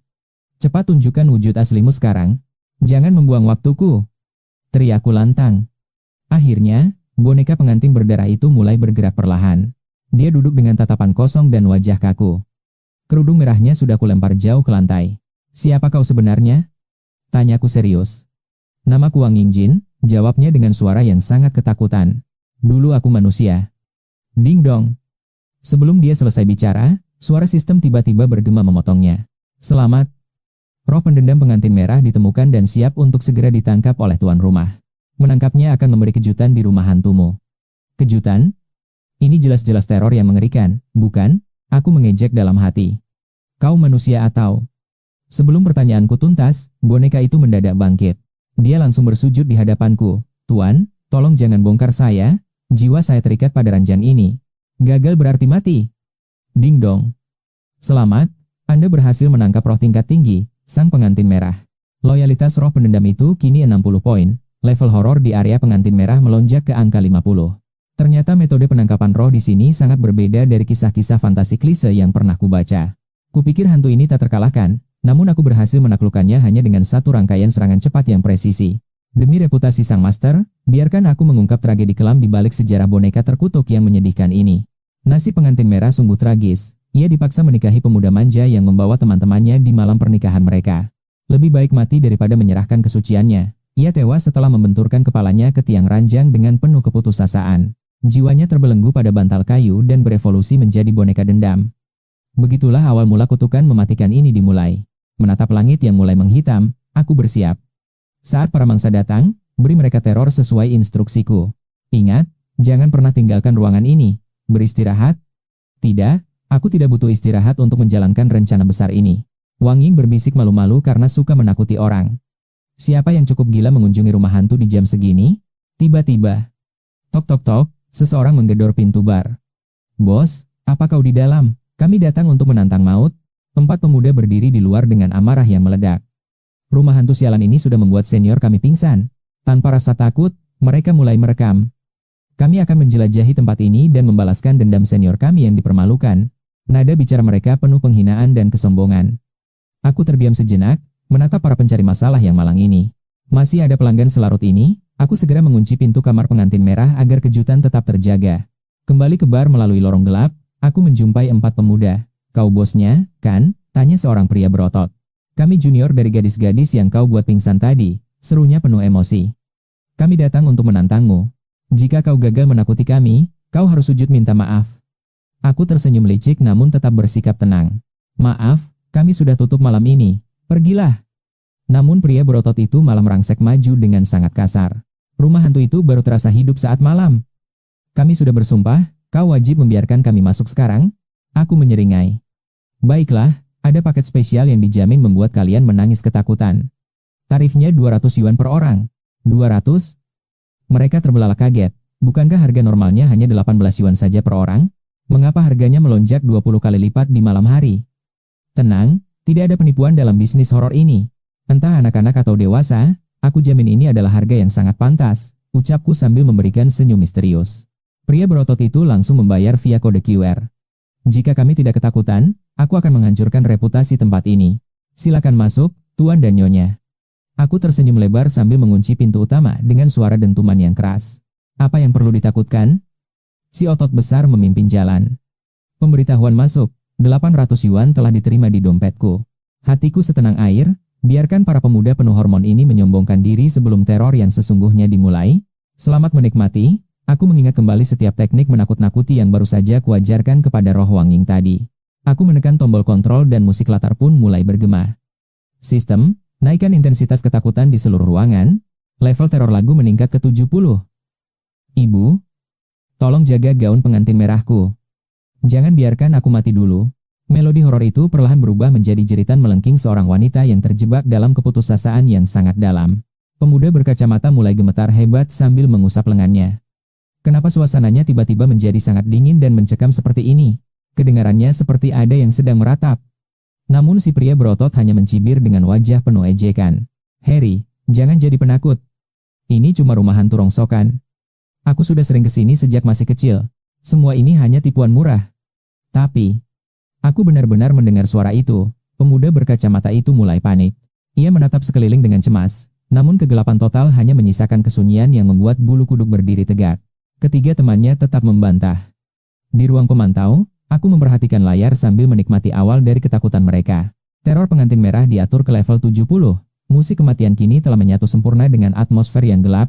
Aku mendesah melihat nilai teriakan di sistem. Poinnya masih terlalu sedikit. Aku butuh lebih banyak rasa takut. Tandu pengantin di toko sistem butuh 500 poin teriakan, sementara aku baru mengumpulkan 198. Tatapanku menajam. Aku segera berganti kostum pencuri pasir dan membiarkan aroma darah segar mulai menyebar di udara. Karena mereka sudah membayar 800 yuan, aku akan memberikan pengalaman kematian yang tak akan pernah mereka lupakan. Si pria berotot mengangkat ponselnya dengan sombong. Teman-teman, tim pelindung kecantikan sekolah kita telah tiba untuk beraksi. Di rumah hantu Jiansheng yang terkutuk ini, kita akan melibas semuanya dalam sekejap saja. Siaran langsung dimulai. Dalam hitungan menit, ribuan mahasiswa kedokteran Jiansheng membanjiri layar. Komentar membludak di layar. Akhirnya, kita benar-benar masuk. Lihatlah betapa gagahnya otot Kak Liu ini. Inilah sosok pria sejati. Sambil memamerkan ototnya, Kak Liu menatap kolom komentar dengan penuh percaya diri. Dia menyeringai tajam ke arah kamera. Misi kita hari ini, taklukkan rumah hantu ini demi saudari Qin. Kolom chat meledak. Seketika. Gila, Kak Liu memang tak terhentikan, pesonanya benar-benar berada di level berbeda. Tapi, musik latar ini terdengar ganjil. Kak Liu tersentak, menajamkan pendengarannya dengan tatapan penuh kebingungan. Musik apa maksudmu? Jangan menakut-nakuti. Seketika, atmosfer di sana berubah menjadi sangat mencekam dan dingin. Dalam sekejap, mereka berempat mulai berkeringat dingin. Kak Liu yang tadinya sombong, kini mulai gemetar. Wajahnya membeku seketika. Jangan bicara omong kosong. Teriaknya sambil buru-buru mematikan aliran komentar di layarnya. Dia berseru pada temannya, kita ini mahasiswa medis. Jangan biarkan hal-hal mistis ini mengguncang mental kita. Dengan keberanian yang tersisa, dia mendobrak pintu. Di balik sana, cahaya merah darah menyambut pandangan mereka. Kain merah perayaan bersatu dengan aura terkutuk. Tiba-tiba, suara isak tangis wanita menyayat kesunyian malam itu. Suara itu menembus sukma, seolah-olah jiwa yang tersiksa sedang meratapi takdir tragisnya di kegelapan ini. Mereka berempat gemetar hebat. Kalian dengar itu? Tanya si pria berotot dengan wajah pucat yang sangat serius. Mereka mengangguk ketakutan. Kak Liu mengertakkan gigi, mencoba tenang, NPC hanya muncul di lantai 2. Di sini hanya ada jebakan. Kakak Qin saja tumbang di lantai 2, kita hanya butuh 10 menit. Demi menuntaskan lantai 1 ini. Mereka mencoba bangkit, tanpa menyadari sesuatu sedang mengintai dari kegelapan. Di kejauhan, sehelai gaun pengantin merah darah melayang misterius. Kini, mereka memutuskan untuk berpencar dan menyelidik. Ayo temukan kamar pengantin merah, seru si pria berotot. Rumah hantu begini sama sekali bukan tantangan bagiku. Brak. Dia mendobrak pintu dan mengejek, lukisan ini benar-benar sampah, tidak ada estetikanya sama sekali. Sambil mengamati noda darah di dinding, dia terus mencibir. Lukisan ini benar-benar buruk, selera yang sangat rendah. Namun seketika dia mematung. Lukisan merah darah di depannya tiba-tiba mulai mengeluarkan cairan merah yang kental. Seperti luka menganga, darah segar itu mengucur deras. Aha! Dia terjungkal mundur sambil berteriak histeris karena ketakutan. Ketiga temannya langsung menoleh. Tidak apa-apa. Dia mencoba mengatur napas dan memaksakan diri untuk tetap tenang. Tadi aku hanya salah lihat. Ayo berpencar, aku akan memeriksa bagian tengah, seru si pria berkacamata.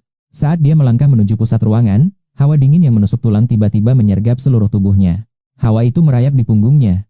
Saat dia berbalik, halaman sudah sunyi senyap. Mereka semua telah masuk ke kamar masing-masing. Semua pintu terkunci rapat. Tiba-tiba, suara derit pintu yang mengerikan memecah kesunyian, diikuti bantingan pintu yang keras. Berak, pintu tertutup dengan hantaman kuat. Si pria berotot tersentak mundur dengan wajah yang dipenuhi ketakutan luar biasa. Siapa sosok tambahan tadi? Pikirnya cemas. Dia berusaha mengingat, Tapi bayangan misterius itu seolah hilang dari memorinya. Pandangannya tadi terlalu kabur. Dan bagaimana bisa pintu di belakangnya tertutup sendiri dalam sekejap mata? Apa ini hanya trik mesin? Batinnya. Pintu ini seharusnya tidak menakutkan, pasti ini hanya bagian dari mekanisme. Mungkin si pemilik tempat ini sedang bersembunyi sambil menertawakan kita. Ayo, kita periksa ruangan yang ada di depan. Dia membulatkan tekad sambil menunjuk pintu di depannya. Dia tidak tahu pasti di ruangan mana sosok misterius itu berada. Cara paling aman adalah masuk ke ruangan yang berbeda. Lagi pula, seharusnya tidak ada NPC di level ini. Ruangan kosong adalah pilihan terbaik. Tanpa ragu, dia mendorong pintu dan langsung melangkah masuk ke dalam kegelapan. Sementara itu, para penonton di siaran langsung mulai tertawa. Aduh, Kak Liu, kenapa kau jadi penakut begitu? Jangan berlebihan. Dia ternyata tak sehebat itu, mungkin cuma suasana yang membuatnya ciut ketakutan. SSST, perhatikan baik-baik, Kriet. Si pria berotot membuka pintu perlahan, dan di hadapannya, sesuatu telah menunggu. Sebuah ranjang pengantin dengan tirai merah yang ganjil. Dia menelan ludah, lalu mengangkat ponselnya untuk mendekat. Lihat ini, kawan-kawan. Boneka di atas ranjang itu pasti akan bergerak sendiri, ini pasti cuma trik mesin. Dia mendekat dengan waspada, kamera menyorot tajam. Tiba-tiba, boneka pengantin itu bangkit dengan gerakan yang sangat kaku. Tudung merahnya tersingkap. Sebuah nyanyian pilu mulai terdengar. Ibu, jangan biarkan aku mati secepat ini. Suara itu penuh penderitaan yang luar biasa. Aku sangat menginginkan tubuh yang muda. Tiba-tiba, boneka itu mengangkat kepalanya. Pria kekar itu mengintip tajam ke balik tirai merah. Sesosok wanita berlumuran darah merintih menanyakan takdir kematiannya. Di mana gaun merahku? Sosok itu perlahan menyingkap tabir berdarah. Maukah kau memberikan darahmu untuk gaun merahku? Bisiknya mencekam. Tatapan penuh dendam itu membuat ponsel di tangannya bergetar. Dia menjerit histeris, mencoba menyangkal horor nyata di depannya. Dengan gemetar, dia mengarahkan kamera ke arah sosok iblis itu. Efek rumah hantu ini benar-benar terasa sangat nyata dan gila. Dia memohon dukungan penonton demi mengusir rasa takut yang mencekam. Kakak Leo, itu cuma boneka biasa. Tulis salah satu netizen. Pria itu tertegun dan segera memeriksa layar ponselnya kembali. Ternyata hanya boneka kayu usang dengan riasan yang sudah luntur. Mustahil. Dia mengucek matanya, tak percaya pada penglihatannya sendiri. Boneka itu tampak rapuh, namun kenyataan di depannya jauh berbeda. Tanpa kamera, wajah di hadapannya adalah monster berdarah yang hancur. Siapkan darahmu untuk mewarnai gaun merahku, suara itu menusuk kalbu. Aroma amis darah menyengat, menyelimuti atmosfer yang semakin gelap. Darah menyembur. Braak, pintu di belakangnya tiba-tiba terkunci rapat. Matanya terbelalak horor saat dia berusaha kabur menyelamatkan nyawa. Sial. Gagang pintu itu sudah basah kuyup oleh darah dingin. Suaranya tercekat, dia mencoba melompat keluar lewat jendela kamar. Namun sosok wanita berdarah itu sudah menunggunya dengan tajam. Mengenakan gaun pengantin merah, wanita itu menyeringai penuh aura jahat. Wajahnya hancur terbelah, memperlihatkan mulut lebar yang sangat mengerikan. Baunya sangat harum. Bisiknya dengan suara yang membekukan darah. Pria itu membeku total, teror luar biasa menyelimuti seluruh jiwanya. Tiba-tiba, rasa dingin yang menusuk mulai merayapi punggungnya. Sesuatu yang dingin mulai membelai telapak kakinya dengan lembut. Maukah kau membusuk bersamaku di dalam gaun merah ini? Rasa dingin menjalar ke lehernya, dia pun tumbang seketika. Tubuhnya kejang-kejang. Para penonton siaran langsung itu ternganga kaget. Apa yang terjadi? Kenapa Kakayo yang perkasa bisa pingsan? Suasana menjadi kacau. 3 pemuda lainnya datang menerjang pintu. Braak. Si kacamata mendobrak masuk dan terkejut melihat situasi itu. Sial, dia pingsan. Mereka saling lirik dengan wajah pucat pasi. Kita harus segera pergi dari tempat terkutuk ini sekarang juga. Tak ada gunanya bertahan di sini, mari kita keluar secepatnya. Mereka segera mengambil ponsel dan menyalakan lampu senter terang. Cahaya itu membelah kegelapan, sedikit mengurangi rasa takut mereka. Sambil membopong temannya, mereka berlari keluar dari halaman itu. Aneh. Mereka justru berputar-putar dan kembali ke titik awal. Bulu kuduk meremang. Penonton di rumah ikut histeris ketakutan. Kenapa mereka hanya berlari berputar-putar seperti orang linglung? Padahal mereka tak berpindah tempat sedikit pun dari sana. Ketiganya hanya berputar mengelilingi sumur tua sambil terengah-engah lemas. Ayo terus jalan.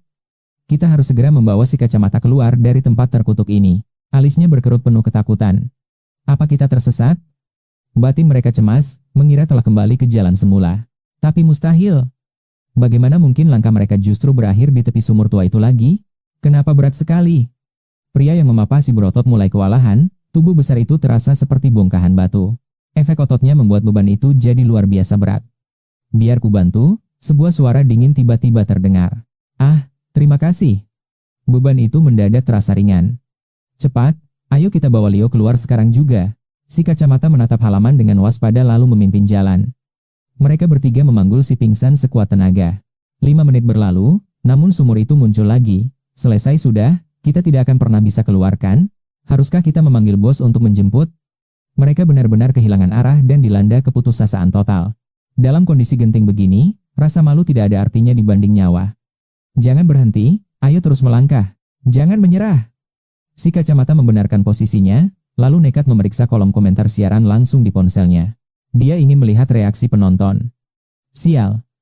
Kalian hanya berputar-putar. Apa ada hantu yang mempermainkan kalian? Kalian terus kembali ke sumur itu. Jelas ada sosok gaib yang menyesatkan langkah kalian bertiga. Si kacamata tertegun membaca komentar itu. Berputar-putar, dia mendongak, menyadari sesuatu yang mengerikan sedang terjadi. Pemandangan ini bukan koridor luar. Jelas-jelas mereka berempat hanya berputar di sekitar sumur kering itu saja. Bahkan mereka berhalusinasi menuruni tangga dan melewati pintu. Benar-benar gila. Apa yang sebenarnya kita lakukan? Suara si kacamata bergetar hebat dengan tatapan kosong. Kita hanya berputar-putar di sumur ini sedari tadi. Tiba-tiba hawa dingin menusuk tulang. Tunggu, kenapa ada 5 orang? Dia ingat si Broto tadi sedang pingsan. Seharusnya hanya ada 3 orang yang berdiri. Siapa orang tambahan tadi? Dia menoleh dengan jantung berdegup kencang. Dia menyadari ada 4 orang berdiri bersamaan. Kalian sadar tidak? Tadi ada 1 orang tambahan di sini? Suara si kacamata bergetar hebat. Ya, sepertinya memang ada seseorang yang membantu memapah tadi. Anak itu langsung mundur ketakutan dengan bibir keluh. Dia tak mampu lagi berkata-kata di tengah horor ini.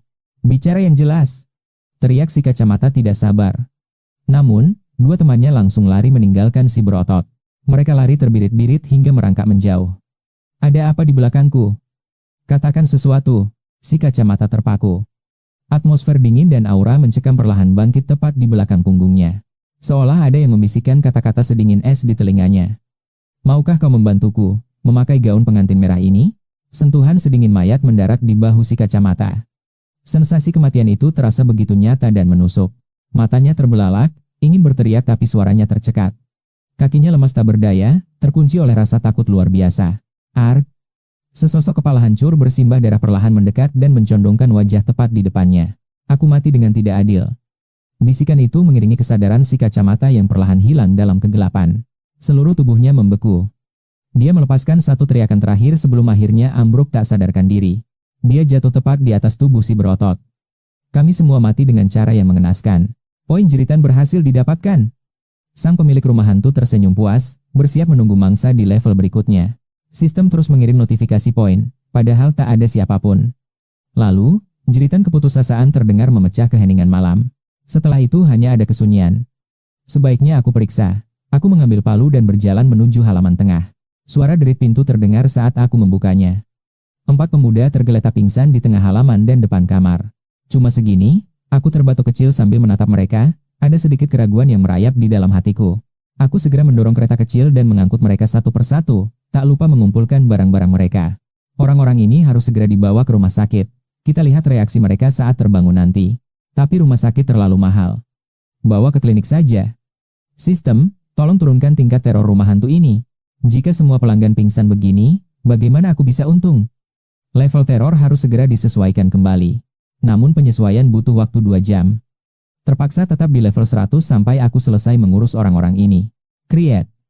Aku mendorong kereta itu dengan perlahan menuju pintu keluar rumah hantu yang mencekam tersebut. Aku bahkan tidak sempat mematikan listrik demi menyelamatkan mereka.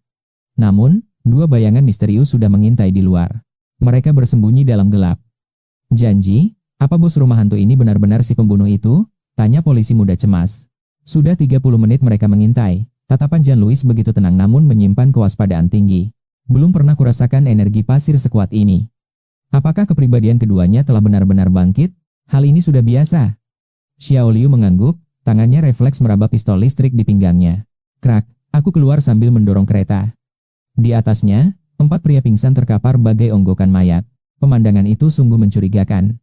Tatapan Jian menajam dan dia segera merunduk dengan sigap. Dia mengintai dari balik van. Di bawah lampu remang, tubuhku tampak bersimbah noda darah pekat.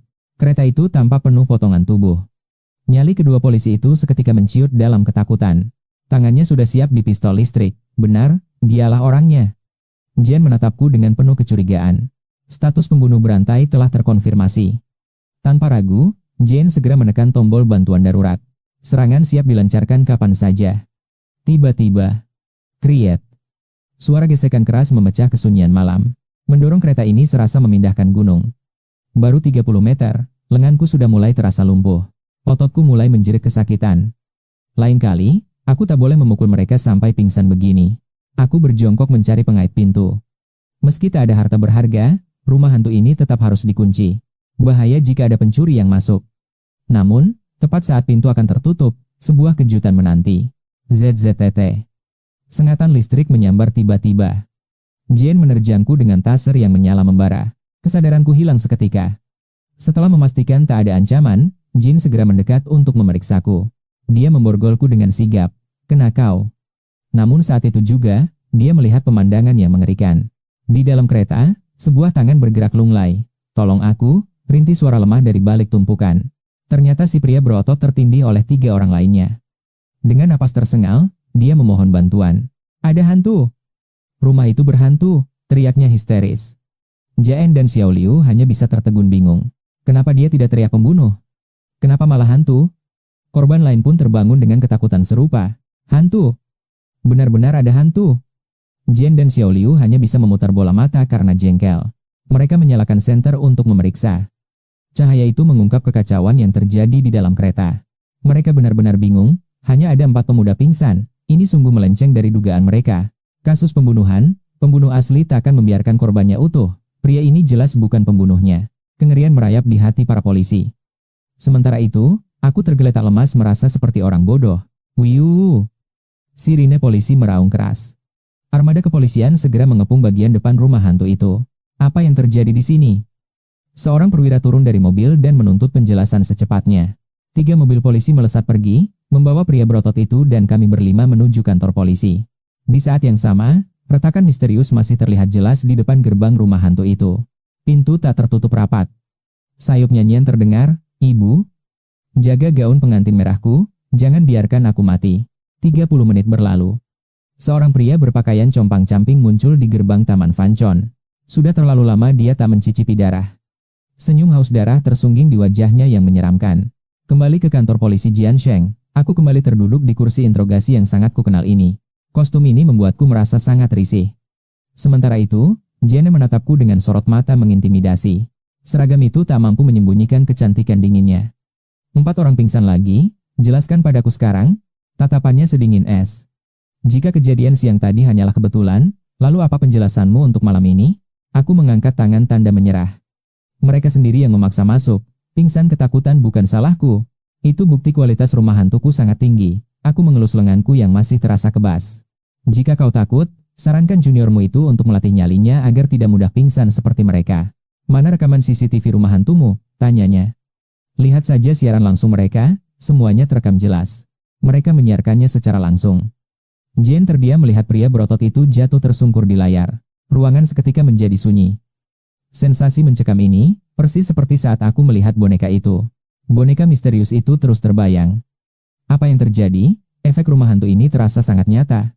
Mungkin pencahayaan dan musiknya saja yang menciptakan ilusi, ucapku dengan senyum penuh rahasia. Rahasia dagang, Jian Loise. Gertakku saat dia mulai menyinggung isi rumah hantuku. Kabar burung di Jiansheng bilang bisnis di Taman Fanchem sudah hampir bangkrut. Tak ada pengunjung waras ke sana, aku harus segera kembali mengunci gerbangnya. Ekspresiku menegang. Polisi pun harus tahu kalau kesabaranku ada batasnya juga. Nada bicara Jian melunak, meski tatapan matanya tetap sedingin es musim dingin. Usai urusan selesai, aku melangkah keluar. Mendadak Jian mencegat jalanku di depan. Cek sakumu. Aku sibuk, maaf. Dia berbalik pergi tanpa menoleh sedikit pun. Lembaran uang itu terasa hangat, sekitar 7-800 yuan di genggamanku. Niat mengembalikan uang itu sirna, saat sebuah suara lirih memanggil namaku pelan. Seorang gadis kecil meringkuk di sudut jalan dengan suara yang sangat parau. Demi ibunya yang sekarat, kuserahkan seluruh uang pemberian polisi itu ke mangkuknya. Aku bukan pahlawan, tapi uang itu memang bukan milikku sejak awal. Ke Taman Fanchem, perintahku pada supir taksi sembari melunasi gaji karyawan magangku. Jiang Xiaoyi hanya mahasiswa. Menunda haknya bukanlah hal yang baik bagi atasan. Transfer 800 yuan berhasil terkirim. Itu adalah upah atas kerja kerasnya kemarin. Dia terkejut bosnya menepati janji. Tiba-tiba, Notifikasi sistem misterius mulai berbunyi nyaring. 3 poin jeritan didapat. Aku terkejut. Bagaimana poin itu bisa terkumpul sekarang? Mendapat poin tanpa sebab? Pintunya belum kukunci, jangan-jangan ada penyusup yang masuk? Sial. Saat polisi menangkapku tadi, aku benar-benar lupa mengamankan pintu masuk utama. Jantungku berpacu hebat. Panik mulai menyelimuti seluruh pikiran dan tubuhku saat ini. Bukan soal uang tiket, tapi musik teror 100% sedang aktif di sana. Apalagi Wang Yanjing sedang menunggu. Siapapun penyusupnya pasti akan segera tamat seketika. Di kegelapan, seorang pria bersenjatakan gergaji mengumpat sembari menendang sebuah kaleng kosong.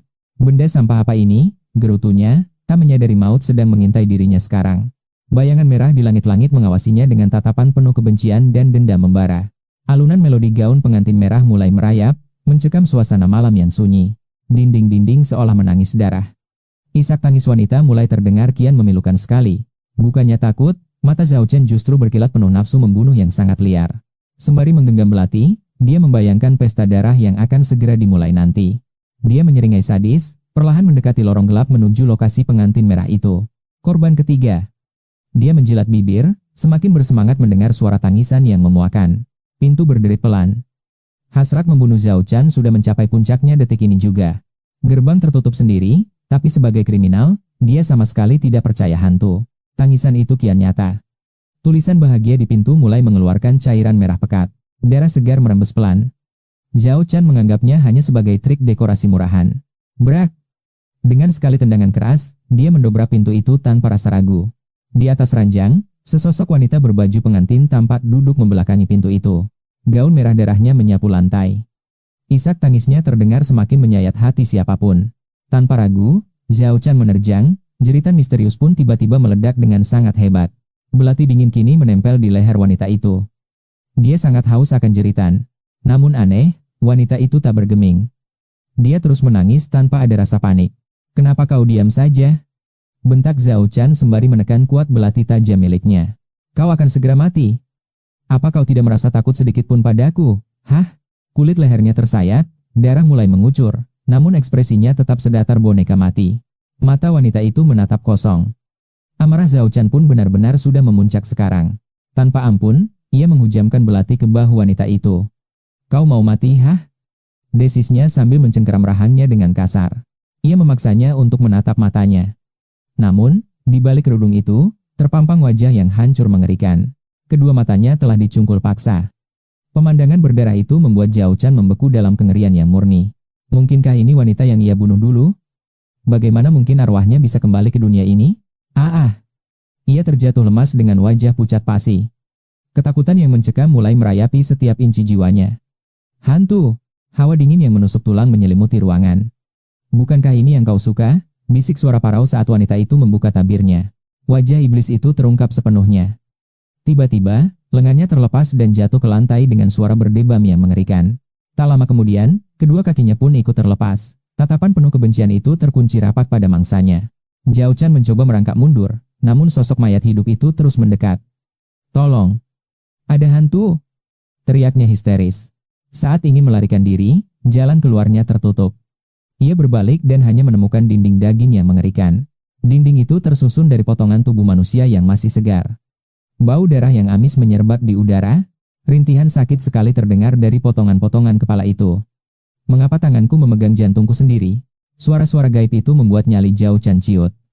Tubuhnya kini dikepung oleh gumpalan daging yang terus bergerak. Dalam kepanikan luar biasa, ia tersungkur. Kepalanya menghantam lantai dengan keras hingga dunianya menjadi gelap gulita. Tanganku menyentuh mataku. Suara-suara arwah yang haus darah memenuhi seluruh ruangan tanpa henti. Teror itu terus berlanjut. Notifikasi sistem berbunyi. Anda mendapatkan 14 poin nilai jeritan. Aku tertegun mendengar suara sistem di kepalaku. Dari mana asal nilai jeritan sebanyak ini? Siapa yang berani masuk rumah hantu itu? Pak, tolong lebih cepat. Desaku pada supir taksi. Setibanya di sana, aku terpaku melihat seorang pria tergeletak bersimbah darah. Kepalanya tampak terluka sangat parah. Jantungku berdegup kencang. Segera, kuambil ponsel dan menghubungi nomor darurat kepolisian. Di kantor polisi Jiansheng, petugas Jian Hui sedang merasa tertekan. Saat telepon berdering, ia langsung mengangkatnya dengan sigap. Halo petugas, saya Anze, pemilik rumah hantu. Seseorang masuk tanpa izin ke tempat saya. Dia sepertinya tewas karena ketakutan. Suasana di ujung telepon seketika berubah menjadi tegang dan serius. Kirimkan fotonya sekarang, perintah Jane. Namun, dalam situasi segenting ini, ponselku sulit untuk mengambil gambar. Dengan pasrah, kututup teleponnya.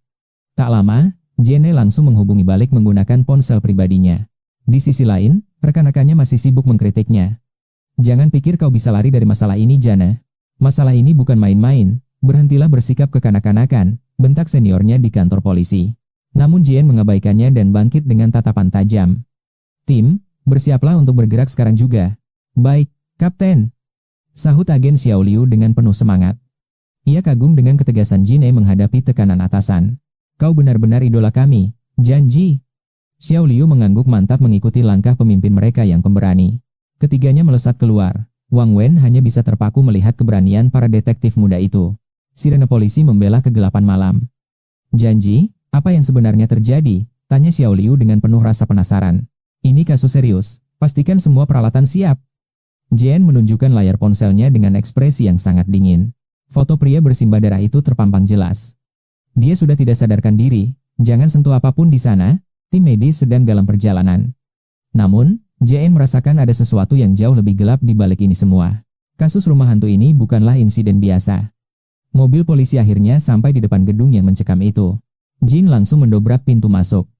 Prioritaskan keselamatan korban, perintahnya dengan suara yang menggelegar. Aku segera mendekat dengan cemas. Petugas, kamera pengawas menunjukkan kalau dia terjatuh karena ketakutan sendiri. Diam dan ikuti aku. Potong Jin dingin. Saat memasuki ruangan, pemandangan mengerikan langsung menyambut indera mereka. Seorang pria berpakaian compang-camping terkapar di genangan darah. Wajahnya sudah hancur tak lagi bisa dikenali. Jangan menyentuhnya. Peringat Jin tegas. Kita harus menunggu tim medis agar lukanya tidak semakin parah. 3 menit lagi bantuan datang. Jane berlutut, mencoba meneliti setiap detail kecil di tempat kejadian perkara. Tiba-tiba, tatapannya menajam. Tunggu, wajah pria ini rasanya tidak asing lagi bagi kepolisian. Xiao Liu segera memeriksa daftar buronan. Benar saja, pria ini adalah tersangka kejahatan yang selama ini mereka cari. Jane segera meraih radionya. Pusat. Kirimkan tambahan 4 tim ke rumah hantu Zakne sekarang juga. Suaranya terdengar sangat dingin tanpa keraguan. Sosok pembantai berantai itu akhirnya terungkap dan aku benar-benar terpaku. Mustahil, Pak. Kamera pengawas jelas memperlihatkan kalau dia tersungkur karena kesalahannya sendiri tanpa ada orang lain. Jangan banyak bicara dan bersiaplah menerima hadiahmu. Jane tertawa sini selalu melangkah pergi tanpa menoleh sedikit pun. Tepat saat itu, mataku tertuju pada pria yang terkapar. Jantungku berdegup kencang dan seketika aku mengaktifkan mata roh. Hanya dalam waktu 10 detik, sebuah penglihatan mengerikan muncul. Di atas tubuh pria itu, 4 kepala gaib sedang melahap daging dan darahnya dengan sangat rakus. Atmosfer mencekam menyelimuti udara, diiringi suara tawa lembut yang sangat menyeramkan. Tuan, itu adalah roh dendamnya yang bangkit di panggung kita. Wangi mengedikan bahu seolah itu hal yang biasa. Bukan aku yang menakutinya. Sementara itu di kantor polisi, Wang Wen harus menghadapi tatapan sinis dari rekan-rekannya. Dia membentak dengan penuh emosi, kembali bekerja sekarang, jangan hancurkan fokus kalian dengan hal-hal yang tidak berguna. Namun ucapannya terputus saat suara Jin meledak di earphone. Rumah hantu dalam bahaya, segera kirim bala bantuan sekarang. Kerahkan 4 regu polisi detik ini juga. Wang Wen terperangah. Reaksi kepolisian kali ini benar-benar sangat cepat dan sigap. Meski ini sudah ketiga kalinya mereka menerima laporan darurat dari rumah hantu yang dianggap sebagai alarm palsu hari ini. Namun mereka tidak berani meremehkan situasi tersebut. 1 detik keterlambatan bisa mengakibatkan tragedi yang sangat mengerikan dan fatal. 4 mobil polisi meraung menuju rumah hantu dengan kecepatan tinggi. Benarkah sang monster pembunuh itu ada di sana? Petugas pertama merangsek masuk ke dalam. Begitu melihat Zhao Chan tergeletak di lantai, dia berteriak dengan penuh semangat. Teka-teki terbesar dalam kasus ini adalah meski semua bukti mengarah padanya, benarkah dia pelaku dari 3 pembunuhan lainnya? Hal itu masih menjadi misteri besar karena Zhao Chan berhasil melarikan diri, sehingga polisi belum bisa melakukan identifikasi mutlak. Mereka tidak bisa mendapatkan sampel DNA miliknya. Inilah alasan mendasar mengapa Jin terus-menerus menaruh kecurigaan besar padaku. Terlebih lagi, metode kejahatan Zhao Chan terlihat sangat rapi dan licin. Dia jelas bukan seorang penjahat amatir yang ceroboh. Kasus pertama menunjukkan pola yang berbeda tanpa tubuh yang hancur. Jane menduga ada rahasia lain di balik semua ini. Jangan-jangan dia berniat mencuri rambutku secara ilegal? Lamunanku buyar saat suara ambulans datang membelah keheningan malam yang sunyi. Ambil sampel DNA pria itu sekarang, perintah Jin tenang. Lalu tatapannya mengunci pergerakanku dengan sangat tajam dan penuh selidik. Jika Zhao Chan terbukti bukan pelakunya, Bawa orang ini untuk tes rambut. Dua polisi segera meringkus dan menahan pergerakanku. Apa-apaan situasi gila yang menimpaku ini? 2 jam kemudian, aku kembali terkurung di ruang interogasi yang sangat kukenali. Borgol yang dingin, kursi pesakitan yang keras, dan tentu saja wajah Jen yang masih setia menginterogasiku tanpa henti. Petugas, ini sudah jam 4 pagi. Biarkan aku memejamkan mata sebentar saja, teriakku dengan nada yang sangat putus asa. Tetap di tempatmu, jawab Jin datar. Sebelum hasil pemeriksaan DNA keluar, jangan pernah bermimpi untuk bisa beristirahat dengan tenang. Aku merasa jiwaku sudah berada di ambang batas. Tubuhku terasa sangat lemas dan aku merasa akan pingsan kapan saja. Bayangkan saja, 3 kali dalam sehari aku diseret ke sini sebagai tersangka utama. Siapapun pasti akan menjadi gila. Jin tetap menunjukkan wajah tanpa ekspresi. Maaf, anggap saja ini adalah hari yang paling sial di dalam hidupmu. Aku sudah tidak sanggup lagi berdebat. Boleh aku minta mie instan? Perutku benar-benar terasa sangat melilit karena lapar sekali. Baiklah, akan kupisankan untukmu, jawabnya. Tolong tambahkan sosis dan masak yang enak ya, Bu Polisi cantik, pintaku. Tanpa membalas sepatah kata pun, Jane langsung berbalik.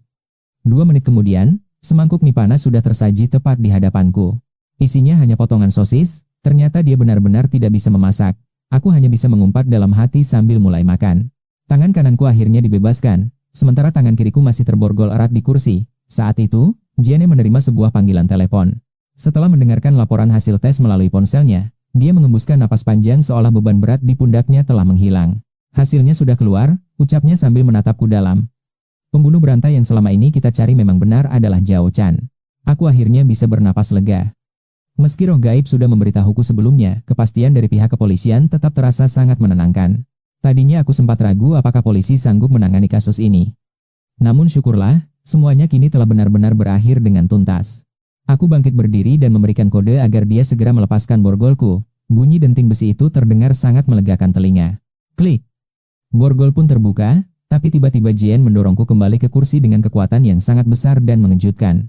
Tatapannya berkilat penuh selidik, seolah-olah dia bisa melihat menembus jiwaku.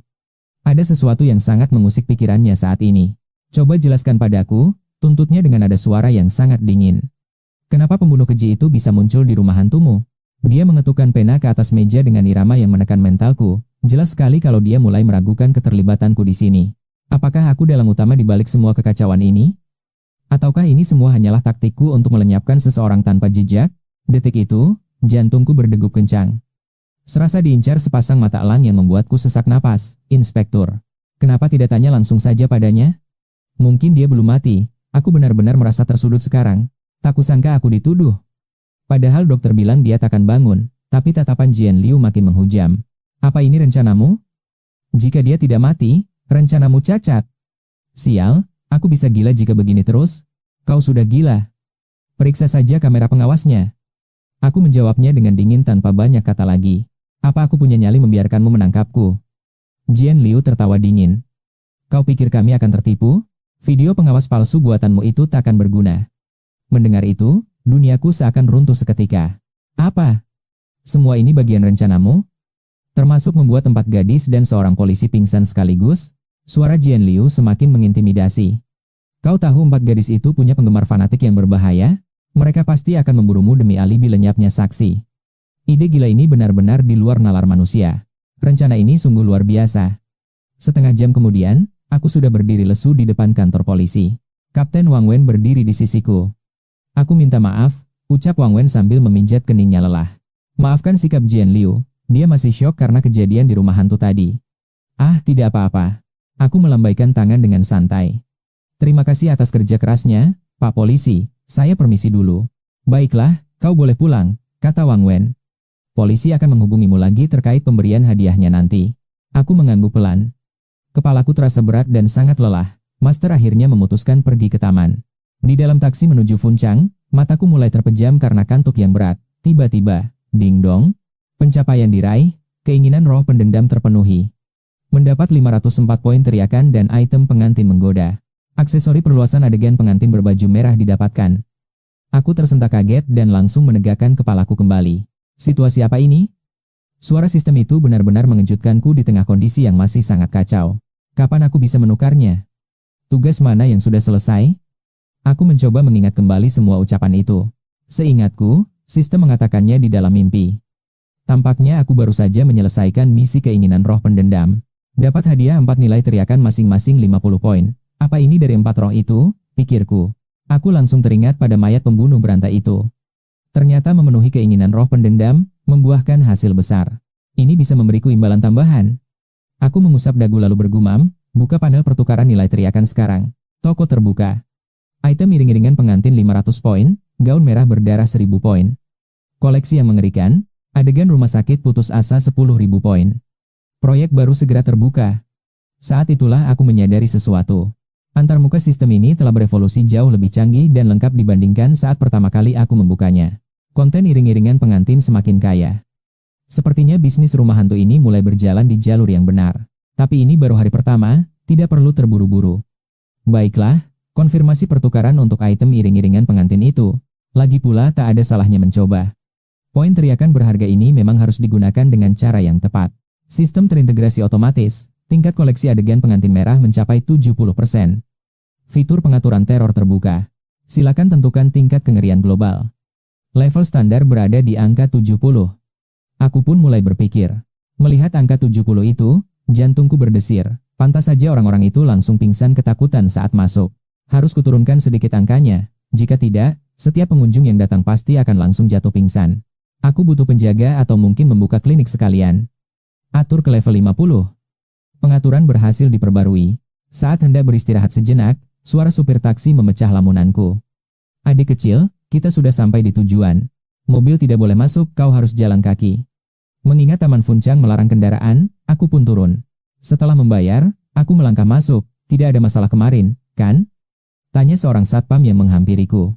Dia bertanya dengan penuh semangat. Kau sering datang kemarin, kan? Dia adalah Paman Liu Jianggo, sang penjaga. Sudah 20 tahun dia bertugas di sini dan merupakan teman baik kakekku. Aku terbiasa memanggilnya Paman. Paman Liu, tidak ada masalah besar. Cuma ada pengunjung pingsan tadi. Aku tak ingin membuatnya khawatir. Aku merahasiakan soal pembunuh berantai itu. Hati-hati, rumah hantu memang seru, tapi Paman Liu mendadak serius.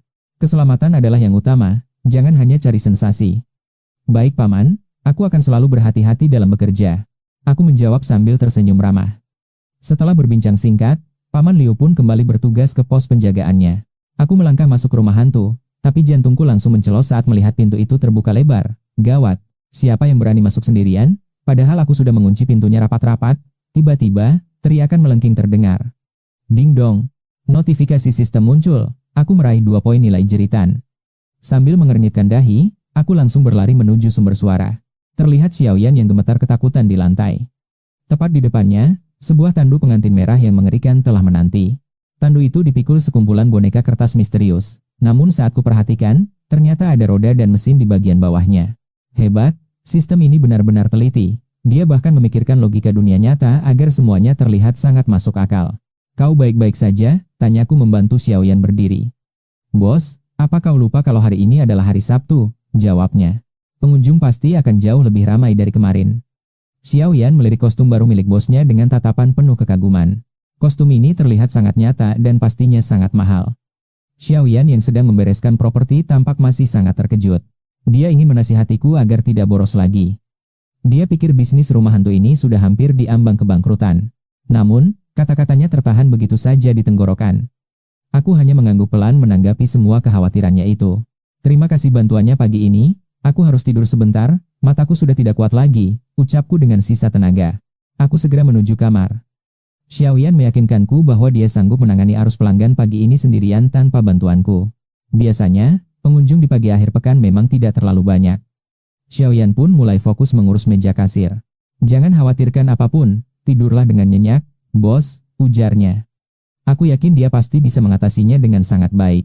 Aku menjawabnya dengan nada distrait sebelum masuk ke kamar. Kamar pribadiku ini memang terlihat sangat sederhana dan minimalis. Hanya ada tempat tidur, meja, dan sebuah komputer dengan kartu grafis 3060 yang sudah terbongkar. Kartu grafis itu sengaja kujual demi mendapatkan barang lain. Begitu merebahkan diri, aku langsung terlelap dalam tidur nyenyak. Tidurku kali ini terasa sangat luar biasa nyaman. Hingga akhirnya, suara alarm membangunkanku tepat saat jarum jam di siang hari. Waktu menunjukkan pukul 12 lewat sedikit. Sambil meregangkan otot, aku berharap jumlah pengunjung hari ini tidak mengecewakan. Mendengar kebisingan dari arah luar, Jantungku mulai berdegup kencang. Dengan terburu-buru, aku segera mengenakan pakaianku kembali. Aku bergegas menuju wahana untuk segera memeriksa skenario kedua yang berjudul Iblis di Malam Hujan yang Mencekam. Namun baru saja melangkah masuk, perasaanku tiba-tiba menjadi sangat tidak enak. Jantungku kembali berdegup dengan penuh kecemasan. Kosong. Tidak ada satupun orang di sana. Apakah terjadi sebuah masalah besar yang akhirnya menghancurkan bisnisku hari ini? Kecemasan mulai menyelimuti benakku. Tapi tiba-tiba, sebuah teriakan histeris memecah kesunyian dari arah skenario pengantin merah. Suara itu penuh kengerian dan emosi yang dalam.